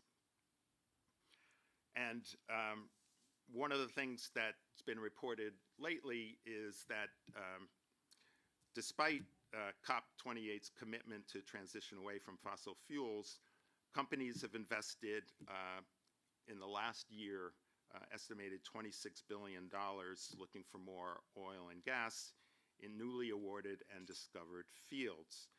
If these fields are all fully exploited, the world will extract more than twice as much oil and gas by 2040 as is compatible with the 1.5-degree limit. The part of the problem with this is that investment state treaties, and the Energy Charter Treaty is kind of a classic example of this, have generated more investor-state dispute settlement proceedings than any other, where investors have used the treaty to challenge government measures to phase out coal-fired power generation or permitting decisions for offshore oil production and gas, even though many of these licenses were put in place before these governments understood the impact of climate change. So one just recent example is that Ascent, a company based in the UK, sued Slovenia for $650 million because, according to the report, Slovenia said that an EIA should be done before the oil field extraction would start to take place. Beyond the ECT, Environmental Charter Treaty, where many countries may face similar types of claims, and you can look at the Columbia Law Center website to see the various claims that have been filed. There are 2,500 bilateral investment treaties out there, many of whom have these same kind of contracts in which oil and gas and coal exploration are licensed. And if now countries want to use police power to limit the amount of that extraction, they are likely to face these same sorts of disputes. So in conclusion, ministries of finance, trade, CEOs of big banks, we don't ask them to draft environmental laws, and we don't ask them to implement the activities to which those laws apply. Yet, in a literal sense, the buck does stop with them. They can choose to allocate funds that help or harm the environment. And as a result, we will continue to face challenges regarding issues of their responsibility and the right to remedy. But while we debate these questions, perhaps we can do more to do and create upfront incentives. And I think some of these are in active discussion in multilateral development banks. Just as the insurance industry prices in good behavior, I know my daughter got good grades, she got, supposedly we saved something on the premium. You can establish contingency reserves to deal with potential harm. Yet investment houses have been very slow to do the same, and they still do not uniformly disincentivize borrowers who choose to invest in potentially stranded carbon assets. Nor have Equator banks, for example, ever used the accountability mechanism part of performance standards the way the World Bank Group and all the other multilateral bank groups do, even with their private sector arm. So at a minimum, at the end, risky investments should include commensurate environmental and social safety nets to deal with their potential impact. Thank you.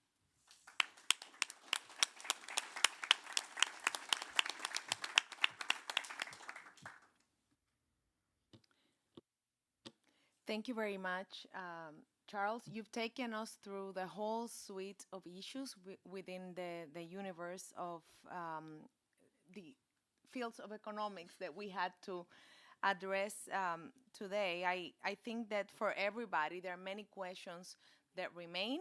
We have an outstanding lineup of speakers. If I didn't have to introduce them, I would have done a little bit of a game and let you guess who was who, because we have two banks, an independent accountability mechanism, and a bank critic. So, but I do have to introduce them. So we have with us today to shed light on the overarching question that stems from Charles' remarks about how can the environmental rule of law enhance finance, trade, investment, and vice versa. How can finance be supportive of the objectives and the goals of the environmental rule of law, keeping in mind, of course, the role that these economic institutions have? Is their responsibility to promote and guarantee human rights, or to protect the interest of their shareholders? Those are the kinds of things that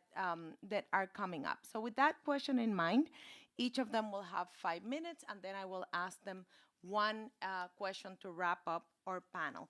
We have with us this afternoon my dear friend and colleague Christina Pak, who is the Principal Counsel, Head of the Law and Policy Reform Unit at the Asian Development Bank. And Christina works in the intersection of law, economy, and ecology. And she's also an esteemed member of the World Commission on Environmental Law Steering Committee. Christina, let's start with you. Thanks, Claudia. Hello, everyone. It's really wonderful to be here with WCEL colleagues and the international environmental law community, and also seeing World Bank colleagues. And many thanks for hosting this important symposium. I think one of the benefits of being last on the panel is really absorbing all the insights and really drawing out some of the themes. And in the field of finance and investment, EROL, I think the central themes of EROL are starting to get integrated, but with perils and with risks. But there are a lot of opportunities in the integration of EROL. And I'm really glad that we're focusing in the field of finance, investment, and trade, because as Charles noted, trillions are required to address the nature and the climate crises. And I think now it's even more, perilous in a way, and EROL, I think, can be a guiding light given the urgency and the fast pace of the transition. And I think this is where, people warn of having a disorderly transition, and I think to avoid that, to avoid, harm, to avoid a lot of the risks that Charles pointed out, EROL can be a guiding light. And I think for my talk, I like to focus on two ways that a lot of states are looking to raise sustainable finance. And I'm glad that you brought up the investment treaties. The international and even the national investment regime is where I think a lot of the issues are coming to the fore. And the reason I think the ADB is focusing on supporting states in wading through this evolving landscape of international investment treaties is because of the implications, but really also the potential to steer this area, the instruments that they, to generate the green investments that instead of, encouraging other types of investments. So I like to focus on that, and I also like to focus on an emerging area, which is really the carbon markets, and specifically the voluntary carbon markets, where I think another place EROL can have a huge impact, because it is shaping, and this is where EROL can have a huge influence in actually realizing the potential of the voluntary carbon markets to really meet the climate as well as the nature crisis. So the international investment treaties regime it was in existence, and it was put in place for really attracting FDI. And when it was put in place, as Charles alluded to, the what we're calling the older generation, it's so broad. I think the power balance was really in favor, and I think you talked about the bankers, the financiers. Really, the developing states really wanted to attract FDI at any cost. So it really, the investment protections are completely broad and skewed in favor of the foreign investors. So this regime, people want to dismantle it. Whether it really does attract FDI is still up for debate. But the reality is, and I think this is something I'd like to shed some light on, is working on the ground with a lot of the governments, because they do have many governments, many states are signatories to and are still part of the older generation of treaties that are causing a lot of dispute risk, and they've been sued. And it's also restricting their regulatory space in terms of like moving their policies, measures, even legal frameworks towards that space. And they have huge challenges implementing these treaties as well, because again, it's at any institution and governments have the same problem. It's that intra-government coordination. So one arm can be, to take some measures that would be in contravention of the obligations under the existing treaties. So, and what's happening now is that, and states have reached out and saying, how do we manage this? How do we, manage these older generation of treaties, and how can we use this to generate, to help us transition to work towards the green transition? And there's a lot going on. I mean, this is so much going on with so many different, bodies. What I could say is some states have completely terminated. They're like, forget it, we're going to exit the system. Other states, at their own initiative, have actually renegotiated, and I was actually very pleased to hear this.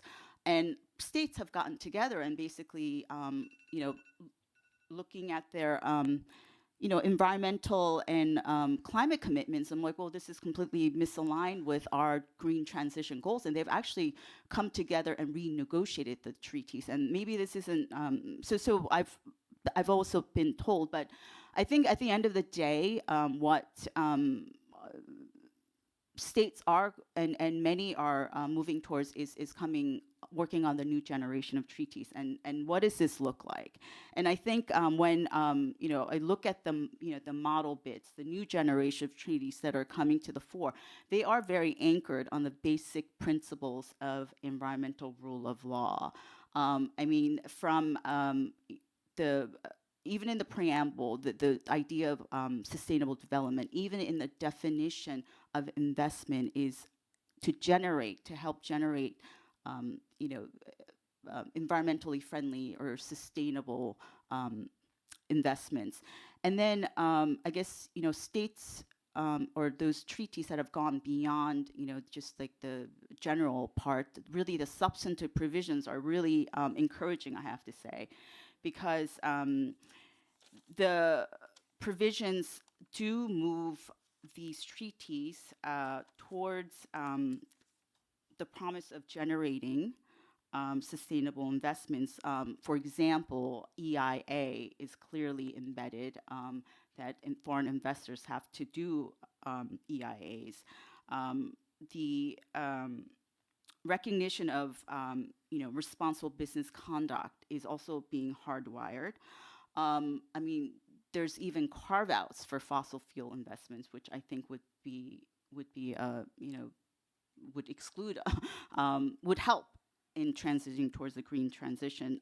There's even non-regression provisions, recognizing that it is inappropriate to roll back environmental commitments or laws or measures just so that states can attract, or it could also be, the obligation could also be on the investors themselves. So I think how EROL is influencing the new generation of treaties do give hope in this, I guess, perilous, rather perilous international investment regime, because it is a huge risk for the bank, for the states.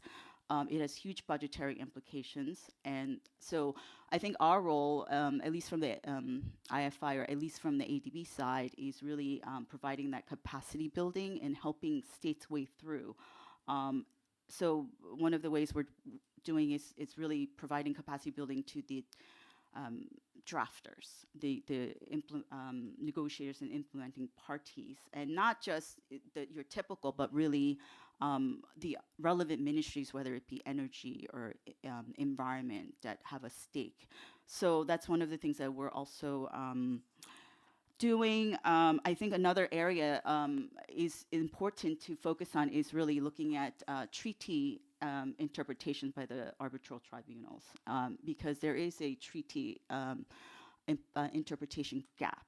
And I think that's another opportunity because there's also inconsistency. I think rule of law in this sphere has a double-edged sword, because the argument is that, we're basically interpreting the treaty within the four corners of the treaty, which basically gives a really bad result. But I think the arbitral tribunals could also consider, for example, the right to a healthy, clean, and sustainable environment, and also the international law norms and principles in their interpretation. So there's another, I think, opportunity to I guess, possibly impact the international investment regime.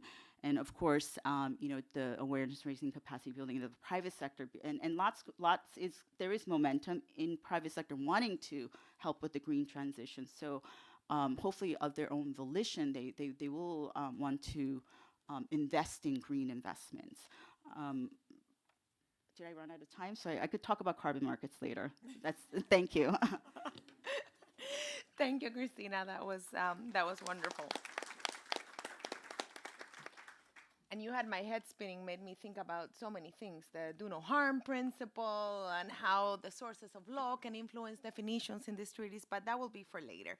Now we will hear from Andrea Repeto Vargas. Andrea is the director of the Independent Consultation and Investigation Mechanism at the Inter-American Development Bank. Andrea is a lawyer and a mediator with over 15 years of experience. She's a Chilean lawyer with an LLM from Georgetown. Don't tell her that I kudos American this morning. Huh? But anyway, Andrea has been doing a fabulous job at MISI in ensuring accountability at the project level and implementation of all these safeguards. So welcome, Andrea, and we're looking forward to hearing from you. Thank you, Claudia. Good afternoon. It's such a pleasure to be here today. I'm very humbled and honored and really appreciative to the organizers for inviting me to be here today.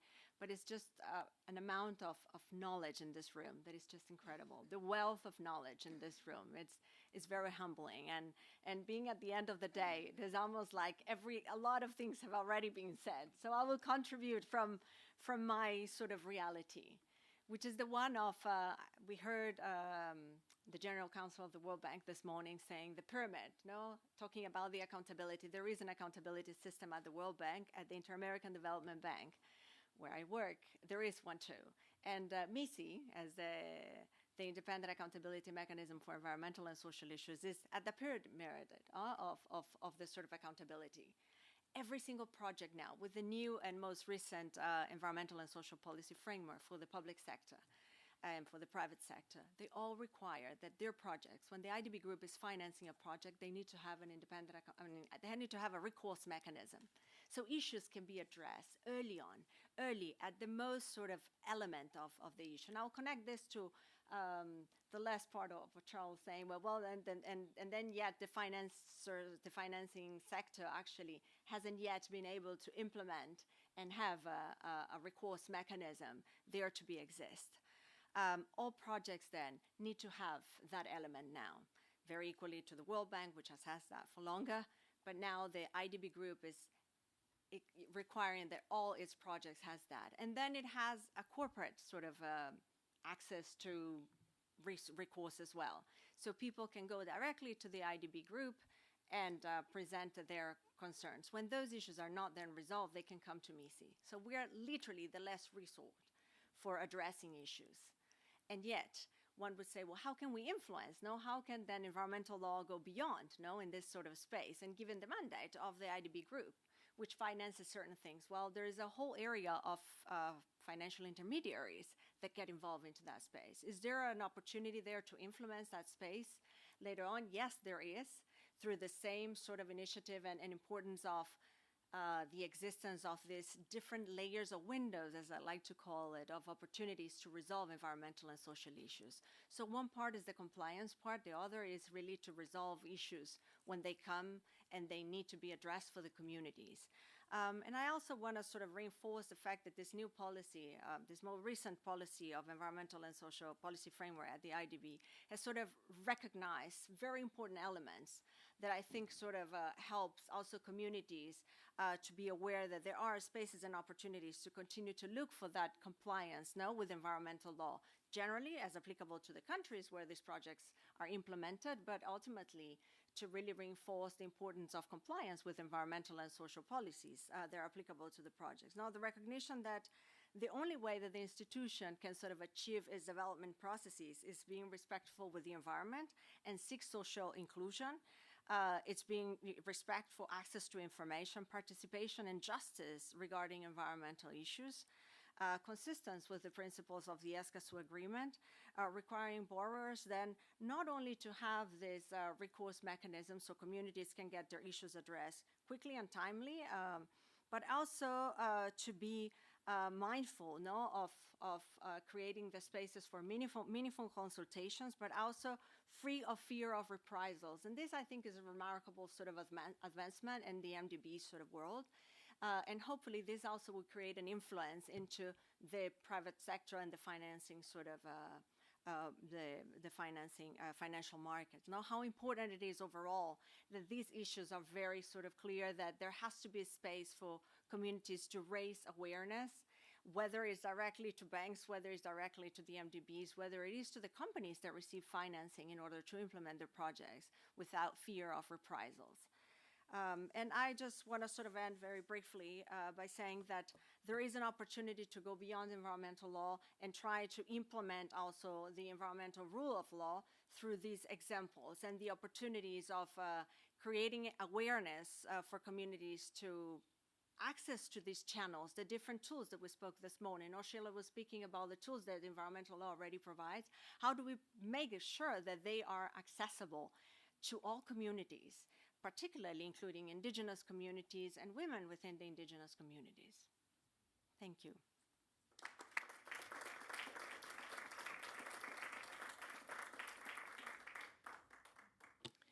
Thank you, Andrea, very much for those very poignant remarks. And I think that one of the elements that that these mechanisms bring to the table is the combination of the social and the environment under the rule of law and under the accountability framework. So stay tuned for my question. But now we're going to hear from Fabiano de Andrade Correa.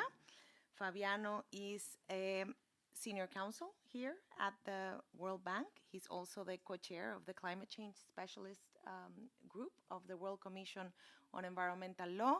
He's also worked for the Center for International Sustainable Development Law and has far too many degrees for me to share here. He also deserves a big applause together with Victor over there for all the effort and work in hosting us today, and your 5 minutes. Thank you very much, Claudia, and good afternoon, everyone. Let me start by saying what a pleasure it is to be sitting here today as World Bank staff, but also as WCEL member, and to be able to host this meeting here. I've been really enjoying the discussions, and I think bringing all these different worlds together enriches us all. So this has really been great so far, and I'm happy to be able to give a small contribution by turning our conversation a bit to climate finance and the intersection with environmental rule of law, speaking to the aspects that Charles started to point to.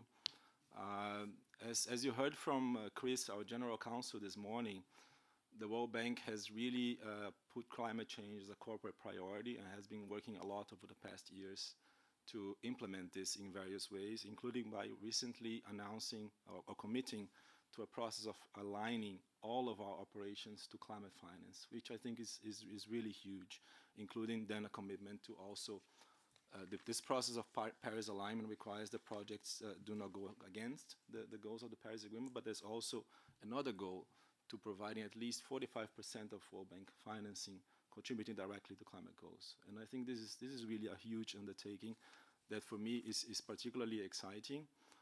And is one of the reasons that motivated me to join the bank. I remember when I interviewed and joined, I told Victor and Sheila that this was one of my motivations to work here, because I think making financing flows work is one of the things that is really going to move the needle, as we say in the sector on things. And it's been really a privilege, and I've been fortunate to be able to work on some aspects of this commitment, more particularly on the carbon market front of things. And I wanted to speak a little bit about the work that I am contributing to with the Forest Carbon Partnership, which is one of the carbon funds that the World Bank manages as trustee in the forest sector.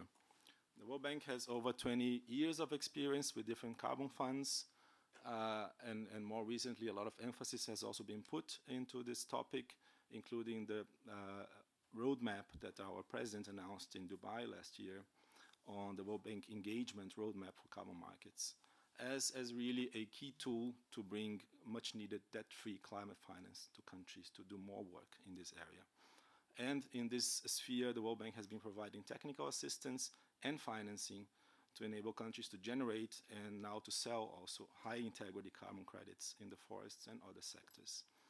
And here the high integrity is really the key aspect, right? And it's where I see really the intersection with the environmental rule of law. And I will speak to that in the context of the Forest Carbon Partnership that exists for a number of years and has begun with a readiness fund that supported countries putting in place the underlying systems for this work, and now has also a carbon fund that signs emission reduction purchase agreements with countries to buy the credits that they generated through these processes. Importantly, in these programs, the World Bank approach is to be a partner of client countries. So really with an ultimate goal to support them in having in place the underlying systems, including the legal and institutional setup to benefit from carbon market opportunities while ensuring high integrity. So how do we ensure high integrity in this sphere? The FCPF, both the methodological framework, which is really the system that puts in place all the rules that programs need to follow, and also the ERPAs, these emission reduction purchase agreements that I mentioned, all have provisions that specifically speak to aspects of high integrity. And I'll give some examples. With regards to environmental issues, for instance, the partnership, the facility works with third-party verifiers to ensure that emission reduction credits are generated with additionality, meaning that, that the emission reductions will not have otherwise have existed, that they are permanent with mitigation measures in place to prevent emission reductions being reversed, and also measurable using clear and acceptable standards.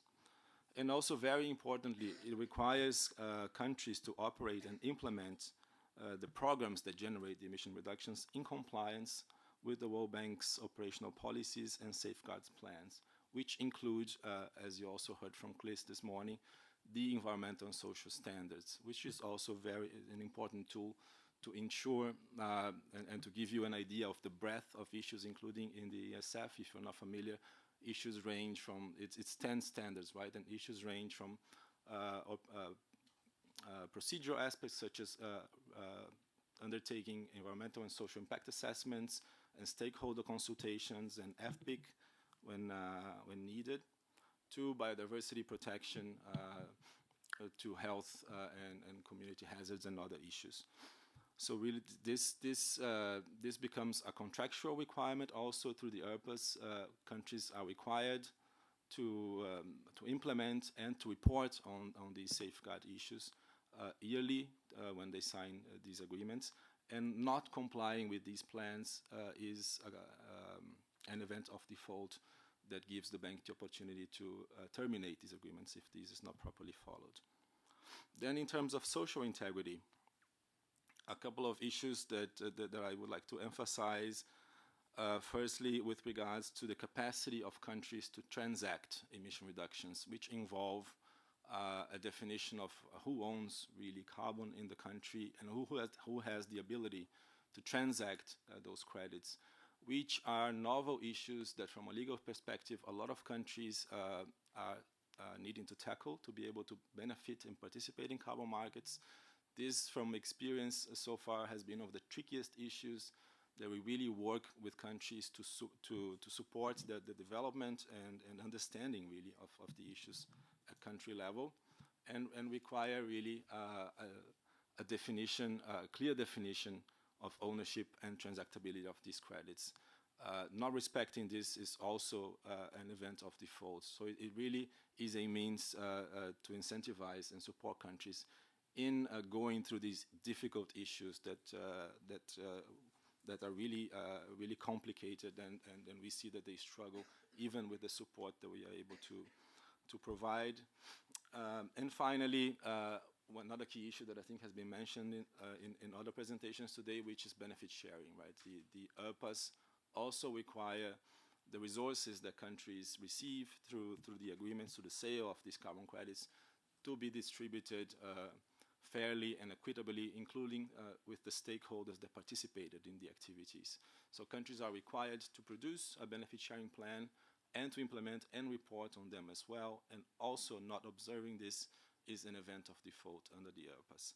So with this, the work that we are doing with carbon markets is really a means to support the development of this as a tool to bring in carbon finance, but also to work with countries in developing their systems and regulations, and thereby intersecting strongly, as I see, with the environmental rule of law, which is the basis really to ensure high integrity carbon markets.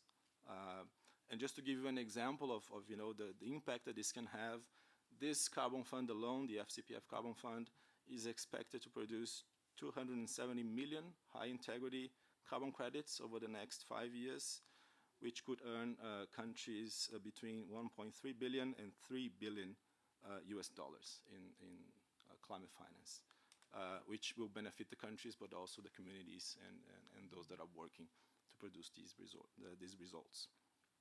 So I'll stop here, but happy to elaborate on any of the points. Thank you.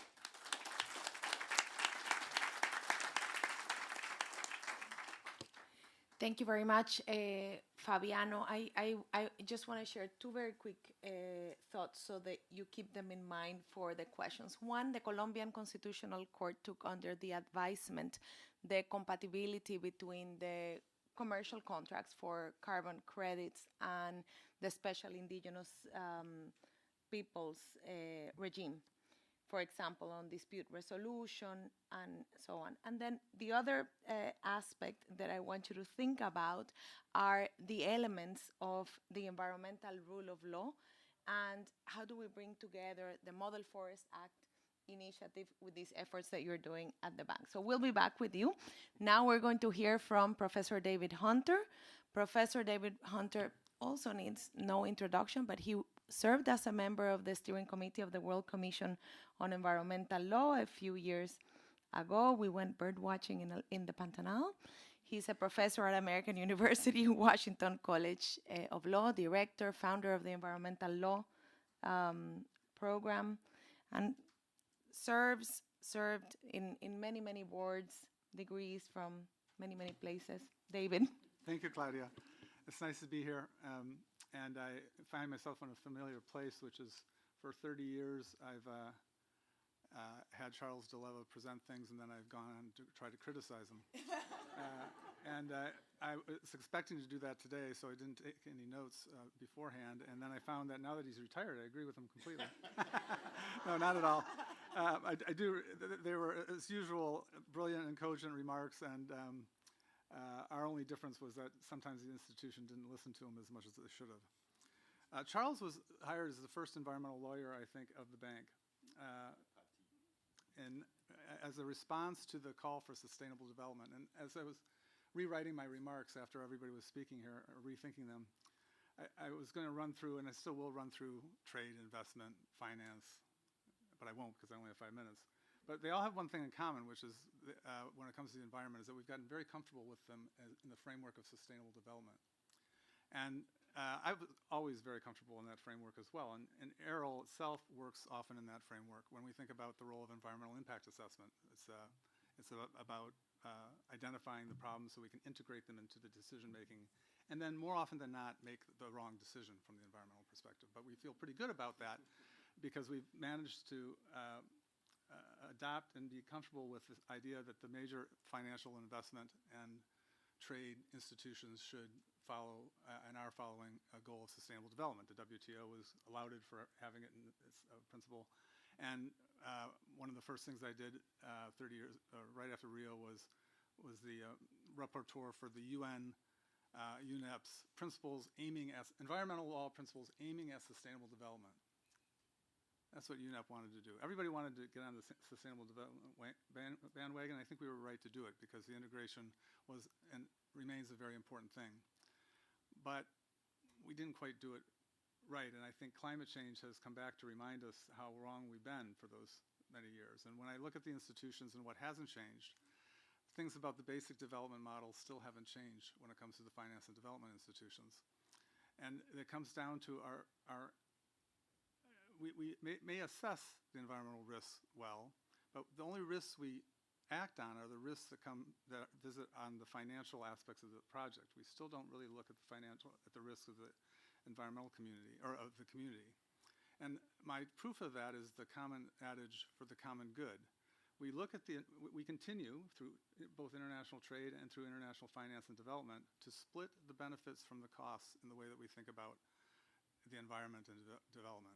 We often through a benefit cost analysis, fair enough, but through the Sustainable Development Framework, we still visit horrendous costs on local communities for the common good. We do it all the time, and now we're going to do it in the name of climate change. And I think that, as I reflect on 30 years of getting it wrong, that's something that we should rethink. And it's maybe something as simple as requiring, when we do the assessment of projects at the World Bank, that we do a separate assessment that announces what the different costs and benefits are going to be to that local community.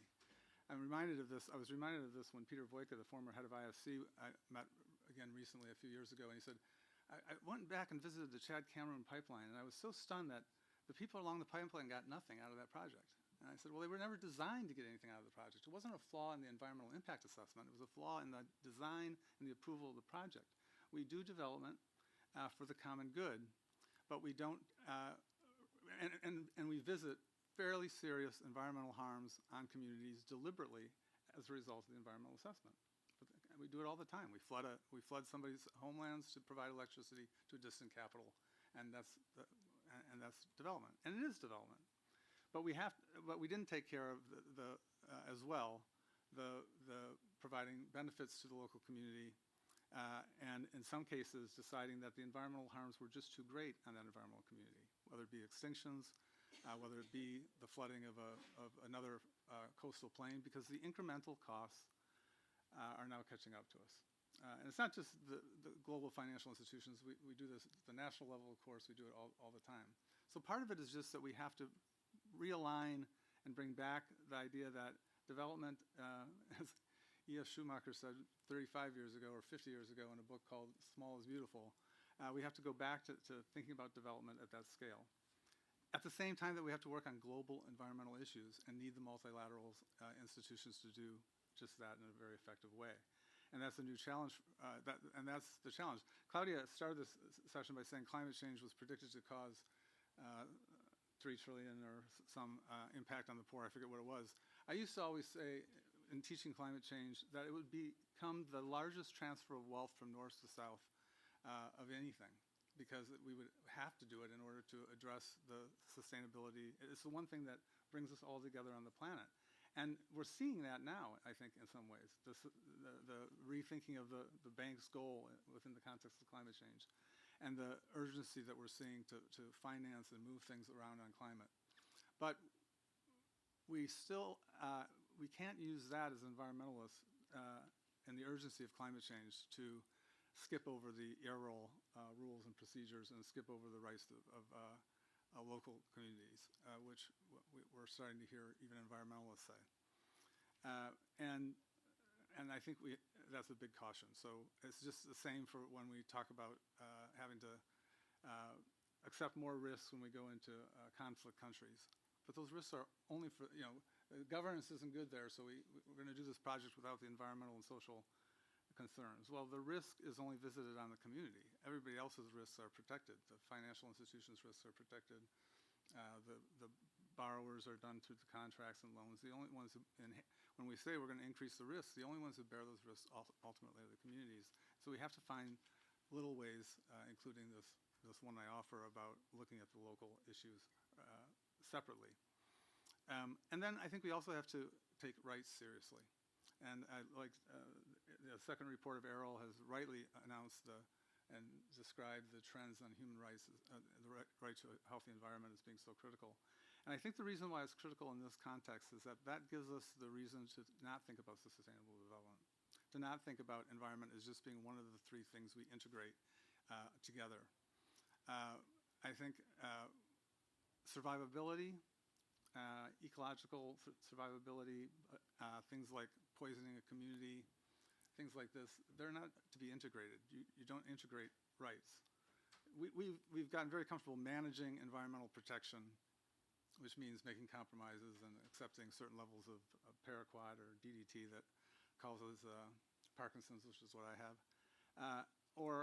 We've gotten very comfortable with making those decisions about managing away our risks, or splitting the risks, this much and still having the risk. But human rights doesn't allow us to do that. And the big challenge for us to deal with the environmental right is, what does that mean for EROL and environmental law?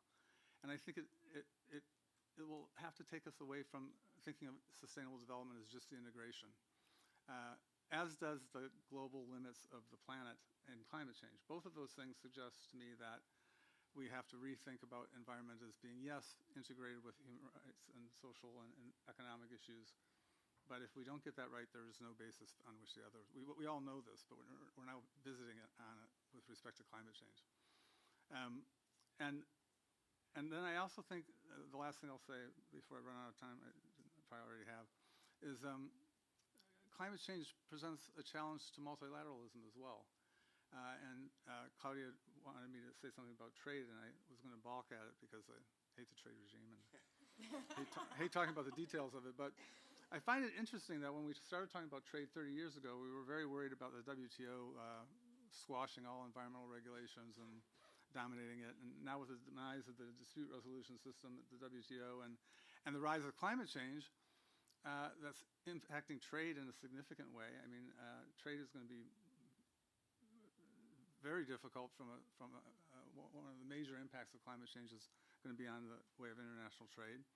And then even the way we fashioned the Paris Agreement, with its failure to reach multilateral agreement on standards or things like that, has turned us a little bit inwardly in our national NDCs.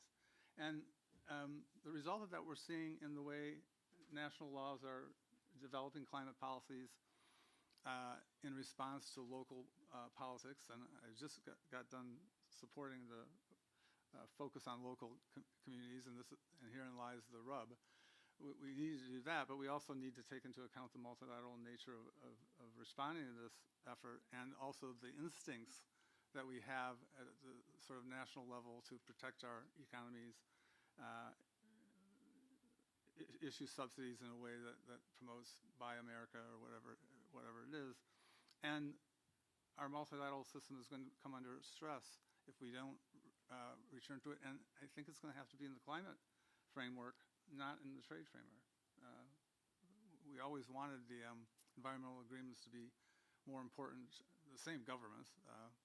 We used to complain that they were only, that trade was just more important to them. Well, now climate might rise in that respect. And so I think we're going to have to carry the trade, I hate myself saying this, the trade liberalization agenda through the climate regime. And I will end there with those rather random remarks. Thank you.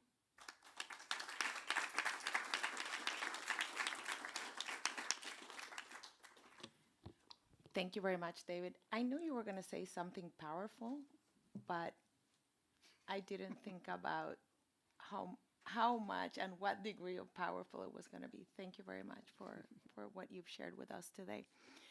My phone died, and I know that we're over time, but I'm going to let them answer something very, very quickly for 1 minute.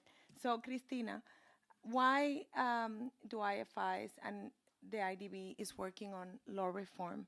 Andrea, you already spoke about Mrs. role, but why are these guardrails important, and what challenges in the environmental rule of law do you see in your work? Fabiano, this high integrity business, what elements of the environmental rule of law you identify there? And David, whatever you want.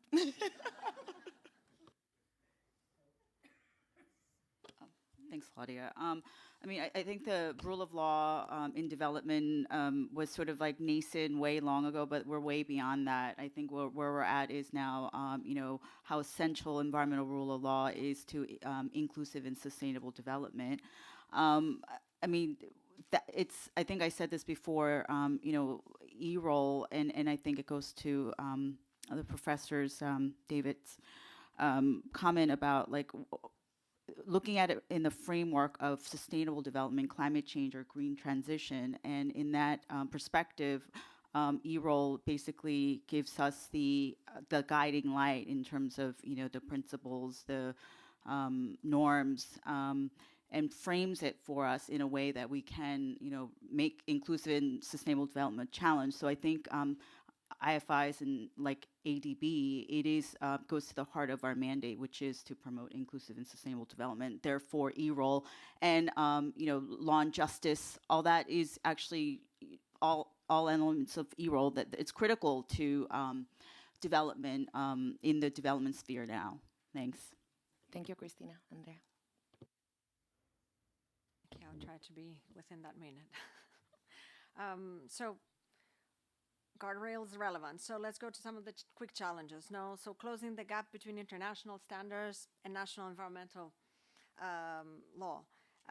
Urgency of the global issues, no, nature, climate, pollution, and how do they then bring all the capacity of for implementation on the borrowing countries and the borrowing clients, no, of the IDB, in this case, the IDB group, but more generally, no, the clients of the multilateral development banks. How do we sort of bring the capacity of implementation? Capacity of the judiciaries in some countries also to respond to some of that litigation that probably needs to go through in order to create that implementation that is required, or the compliance that is sort of expected. How do we raise citizens' knowledge, no, of the environmental tools available and their accessibility?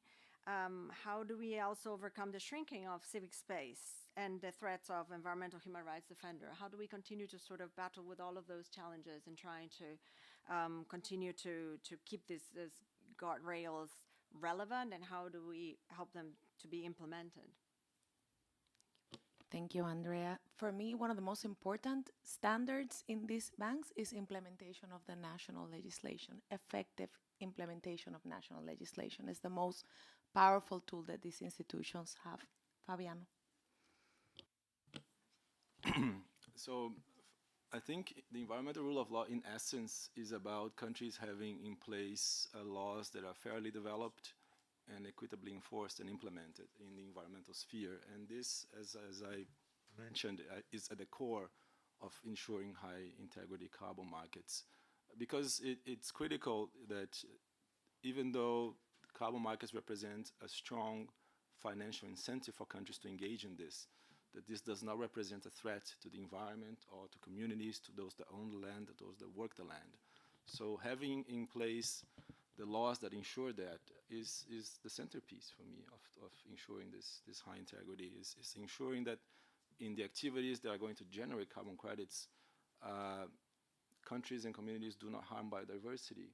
Countries do not infringe the land rights of those that own the land, and so on and so forth. So it's a key piece of the puzzle, really, and ensuring that countries have in place these laws and these mechanisms will ultimately not benefit them only for their participation in the carbon market, but for environmental and social issues at large. So I really think it's a win-win.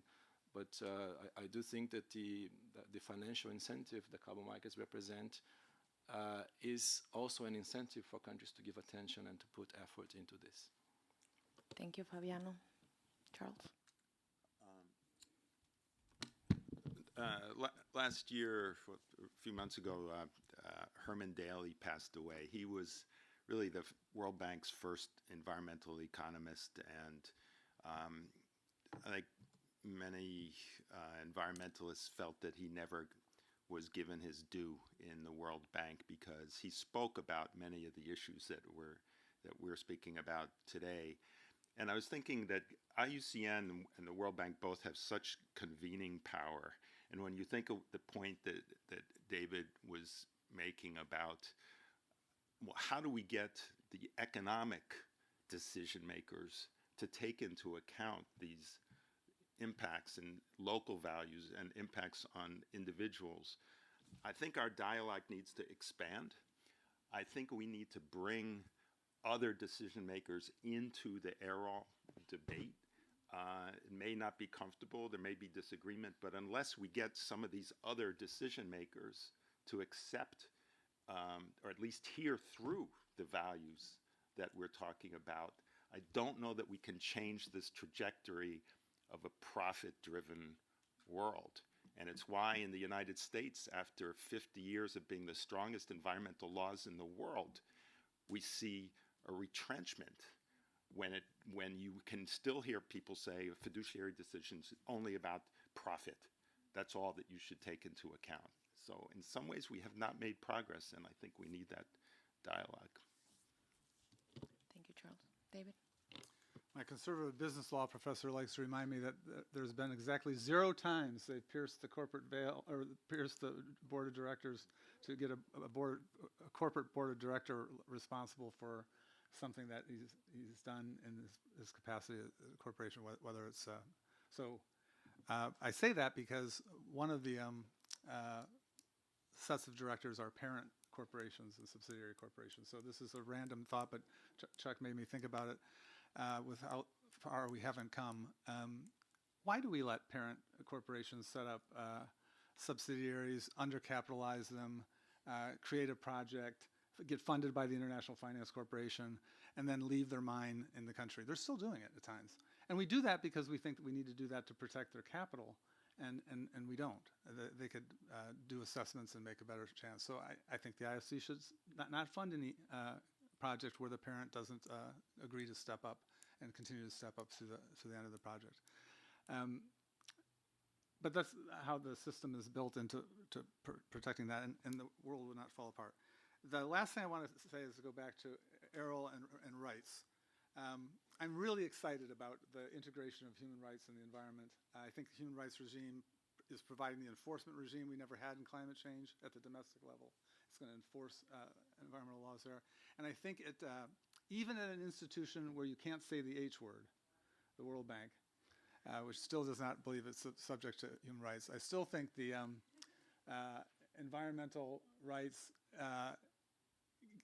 changes our dialogue about how we do assessments and how we think about getting those decision makers together. There are some things we just know are stupid, and we shouldn't do them anymore from the perspective of sustainability and things. We should regulate those things out of our economy with justice and fairness to the countries that have to do that. But we've been doing this for 30 years. We can name them. And we do it slowly through the multilateral environmental agreements, but as somebody said in the last panel, Marcos, the dynamic agreements, it takes too damn long to get PARACOT on the list. No, it's a stupid idea. So we should, so when IFC renews its performance standards this coming up, which are the most important global environmental standards in the world, in my view, we should be very clear about what things fall outside the line that we will no longer finance. Thank you. We won't be, but we should be. Thank you, David, very, very much. The standards and their implementation need to be proportional to the risk, right to a healthy and sustainable environment, and any solutions that we implement from the economic and the finance world cannot fuel more problems, do no harm. Before I will close with that, thank you very much, everyone. Thank you, Claudia. And to all of you.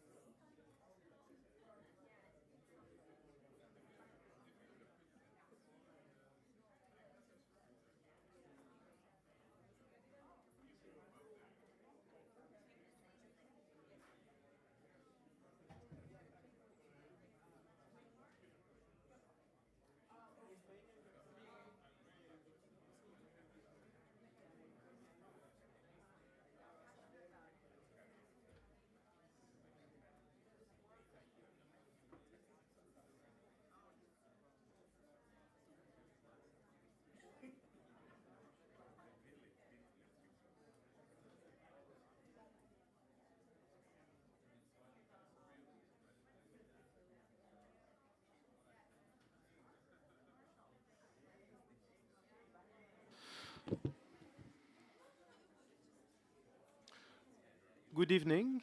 The time has come for us to close our session. That is the last segment before the reception that we have earned, clearly, after all the conversations today. So I would like to call to the podium speakers for the closing segment. Victor Mossotti, who's Chief Counsel, International Environmental Law Unit and Legal Vice Presidencies at the World Bank. Thank you for your support and engaging here with us. I would like to also invite, well, she's already here. Well, thank you for having anticipated. Tracy Farrell, who's the North America Regional Director for IUCN, and my dear colleague at the IUCN World Commission Environmental Law, Roberto Cole. For the first intervention for this closing segment, I'm very happy to give the floor to Victor. Thank you very much. And let's give ourselves some energy for this last session. Thank you. Yes. Thank you. Well, thank you, Ayman. And I just want to begin by thanking all of you for staying through the day. This was a rich day of discussions, and I've enjoyed it greatly, both in terms of hosting you, but also in benefiting from all of your experiences. Given that the four of us are standing, or sitting rather, between you and the reception, I'll keep my remarks very short. So just to say that, we have discussed extensively today the challenges that face the environmental rule of law, and we know what those are, right? From a lack of enforcement of legislation to weak capacity in the countries in which we work or we're familiar with, to skepticism around whether this concept of the environmental rule of law even exists, right? Or what its content really is. So all of those challenges, I think we know, despite all of the efforts of the many, important organizations that are represented here, from UNEP to IUCN to the World Bank, ADB, and so on. So we know the scale of the challenge, and I think collectively, what I thought I took away today from all of you is this real desire to really think through what the solutions might be, and how we begin to be part of that solution that we all desire. So in that spirit, I think this morning our General Counsel, Chris Stevens, began with some reflections on what we do here at the World Bank Legal Vice Presidency. So I'm going to continue along that theme and say, listening to the last panel, I mean, we've known how to do environmental impact assessments for a long time, right? We know what the consequences of not doing environmental impact assessment is down the road for communities and so on. And so one of the key tasks that we at the World Bank, and in particular within the legal department, one of the key tasks of the lawyers there is to simply make sure that when you're reviewing a project appraisal document in order to prepare a financing agreement, you're looking at the full suite of the risks that are described, that the risks make sense from the nature of the project, and that there are mitigation measures. And that enables you then, as the lawyer, when you're drafting the financing agreement, to be able to put together a financing agreement that includes the right covenants to address the risks. So I think that exercise might be mechanical, and we have all done it for many years, but for every single project, it's just as important as the first project that we ever worked on. So that is something that we don't compromise on, and I think the team here can confirm that that is something we take very seriously within the Legal Vice Presidency. The other element, and this goes back to the theme that I think Andrea was beginning to touch on, with accountability mechanisms and MISI, and of course on our end, the inspection panel and the dispute resolution service. We advise the institution, we meaning the unit that I lead, we advise the institution on how to handle and how to manage situations like those when things go wrong on the ground, and there's a complaint that has come to the inspection panel. The way we do that is, it's not a knee-jerk reaction of saying, let's defend the institution, of course this community must be wrong, or things were done right. I think it's a careful, deliberate process of looking at what documentation, how was the risk assessment done? How was it documented? what mitigation measures were put in place. Were those adequate? Are they consistent with the environmental and social framework or the environmental and social safeguard policies, right? So it is a careful, thoughtful process that I think we go through. And yes, we can always do better in terms of, the way in which mitigation measures are designed, the way in which the timeliness within which we react to complaints when those come to the fore. We can always do better. Any institution can do better. But just wanted to make that point as well. Thirdly, and I think Fabiano was going in this direction in the previous panel, climate change is, of course, I hear this cliche phrase that it's the defining challenge of our time. It is true. It is the defining challenge of our time. But I think what is even more critical is how we fashion and the degree to which we respond and the speed with which we respond, right? So climate finance, carbon markets, that's one part of it. We like to say, carbon finance and carbon markets are not the panacea, but they are part of the solution. And I think the kind of work that Fabiano and Marcus and others are doing on really thinking about what high integrity carbon markets look like. What does it mean to say a particular emission reduction that has come from a forest in a particular country was generated in a way that is environmentally and socially of high integrity, right? That's what gives that particular asset the value that then hopefully translates into higher prices and the sort of debt-free finance flows that we were talking about earlier. So really thinking about how to make all of that work on the day-to-day basis, designing the contractual documents that help put those emissions reductions on the market.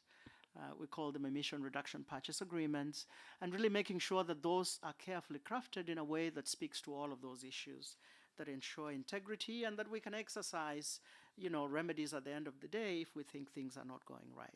So that's just another illustration of how we think about the environmental rule of law and the impact it has on the types of activities that we end up supporting as an institution. So today's colloquium, I think, has showed us a number of ways in which we can begin to make this a reality, a number of ways in which we can recognize the relevance of the environmental rule of law, how to work with countries to make sure that we can operationalize it on the ground, whether that is through legislative instruments or policy documents or whatever the case might be. And here again, just another illustration, we've worked with the Environmental Law Institute to advise countries on what are global best practices, for example, on environmental impact assessment, right? I see Carl nodding there at the back. So we do that across the board, right? Whether it's forestry-related legislation or fisheries-related legislation or, land tenure and land management across a suite of natural resources in which we work. So the challenge is great, I think. If today has served any purpose, I think is to illustrate to us what the nature of the challenge is and how we begin to be a part of the solution. This has been extraordinary. I want to thank all of you for being active participants throughout the day. I want to thank our partners, IUCN, the World Commission on Environmental Law, IJS, and everybody else that played a part in making this a success. Thank you. Back to you, Eman. Thank you.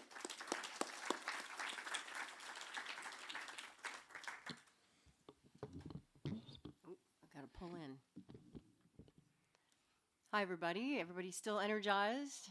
Ready to go? Woohoo! Just a few more. You're almost there. You can do it. You can do it. So your little pep talk. So I have the privilege of being the North America Regional Director for IUCN, so I'm based here. Please come see us. We're at DuPont Circle, a bit of a plug.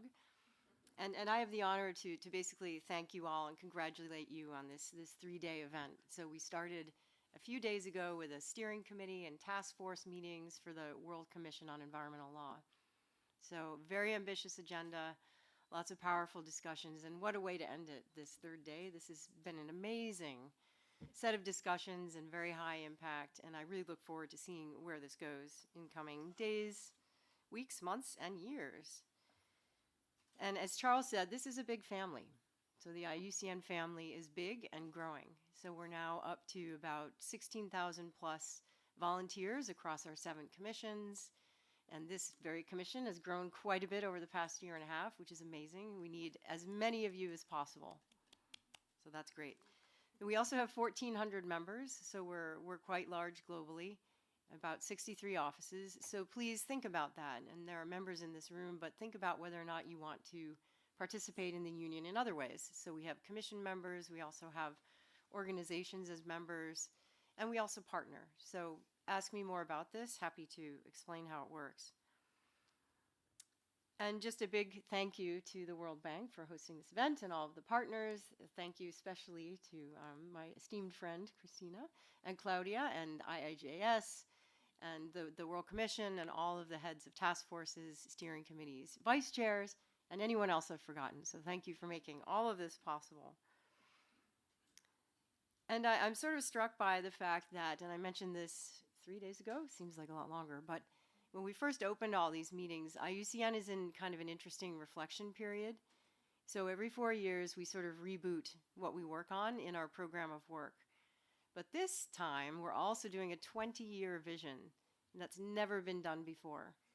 20 years is a long time, and it's a short time. So we really want to challenge ourselves to do something with high impact. And we've got to do this. We know that time is short, the crises are real, and they're growing. So I'm curious to get your reflections. Where does the environmental rule of law fit in? Have we gotten that right? Maybe we need to include more of a focus. This is something you can tell me. I'm not a lawyer. I'm sort of like a scroungy biologist rattling around in the trees in the woods. So, but we need your voices because we have to get this right. It's a big commitment that we're making, and we're taking it seriously. So give this some thought. Where would you put a 20-year vision for IUCN? And where would you put the environmental rule of law within that? Then just a couple of other plugs. Please come ask us about getting engaged at all the upcoming COPs. We have pavilions at all of them. We like to host multiple side events to be able to basically learn best practices across the entire conservation sector. And the biggest plug is the World Conservation Congress is October 2025. So that's like our Lollapalooza for conservation.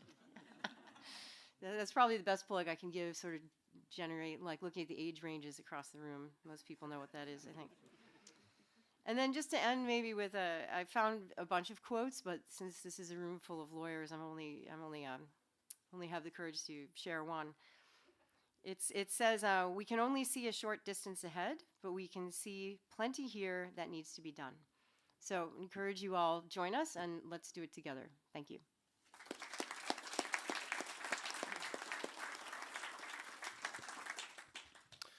Thank you very much. One of the terms that I saw fairly often written out in front of my eyes as we were preparing for today's colloquium is, of course, Environmental Rule of Law and its acronym, EROL. And I would ask for your kind and patient understanding as I try and guide you towards the next step of my convoluted reasoning. If you happen to enjoy movies, like I happen to do, EROL might have made you think of the movie star Errol Flynn, whose most notable role was arguably Robin Hood in the 1938 film, The Adventures of Robin Hood.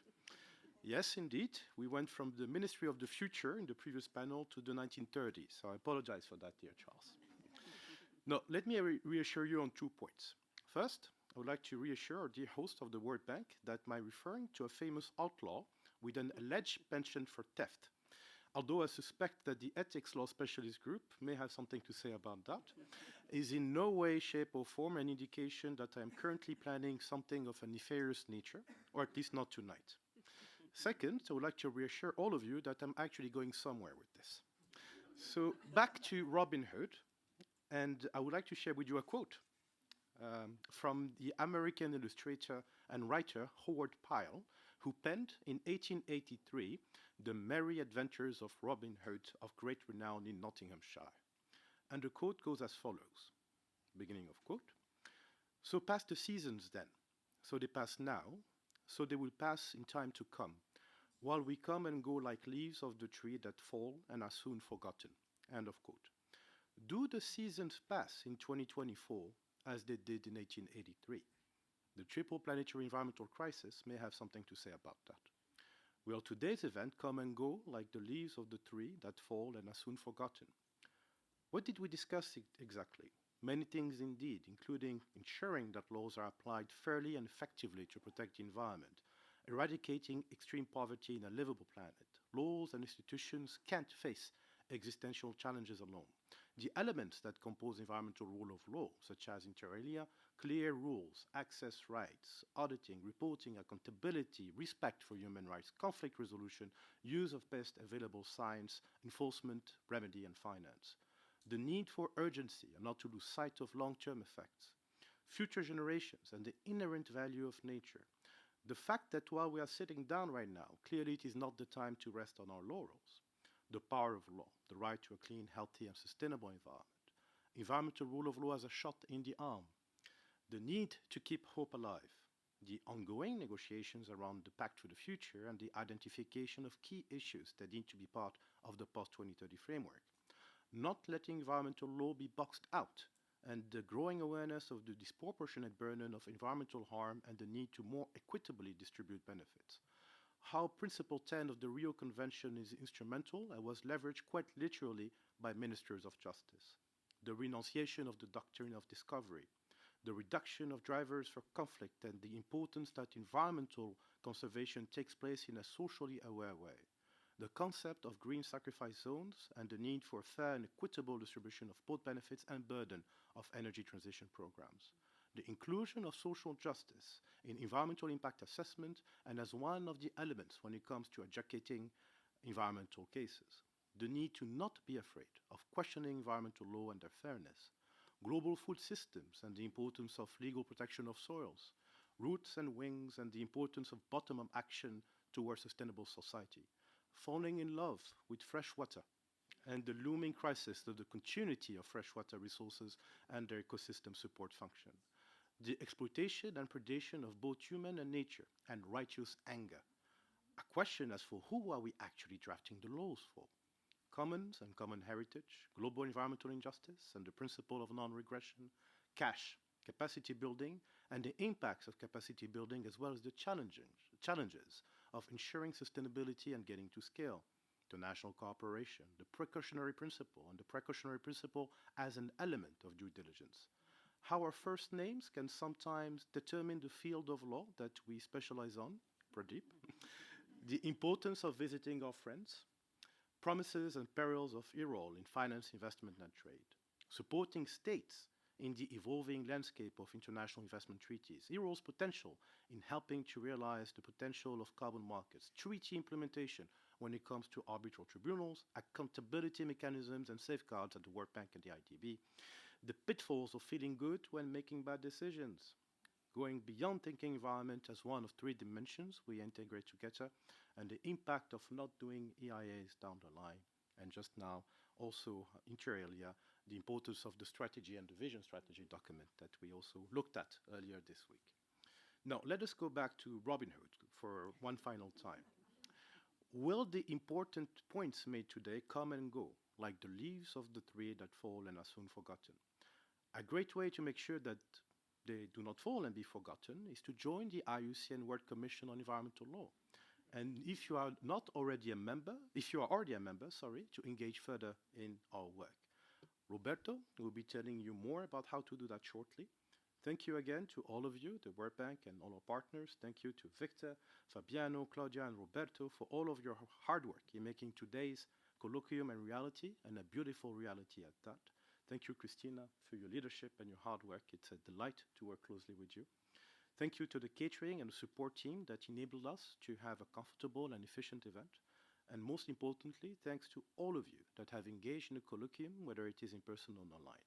Roberto, the final word is yours. Thank you. Thank you.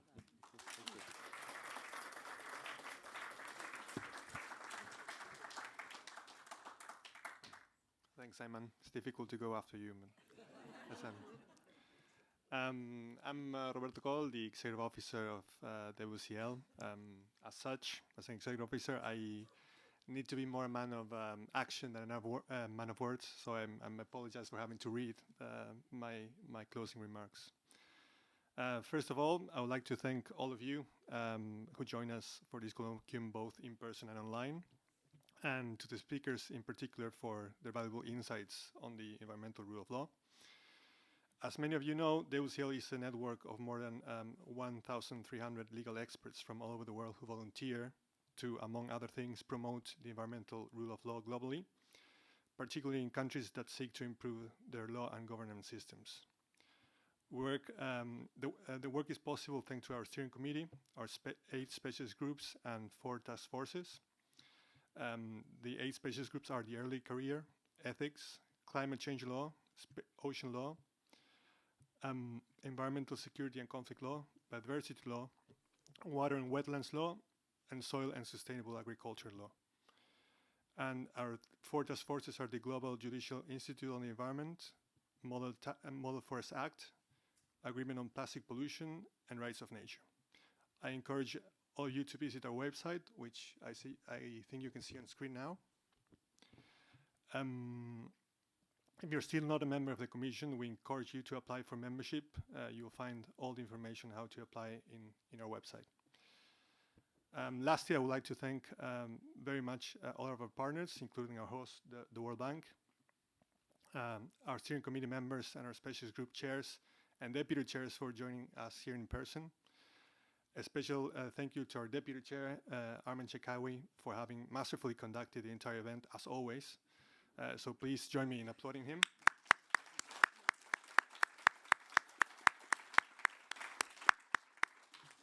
To our chair, Christina Voigt, and our steering committee member, Claudia De Wind, for leading the organization of this event. And last but not least, I would like to thank the great work behind the scenes by Maria Juliana Pedraza and Mauricio Pastora from the IIJS. So please.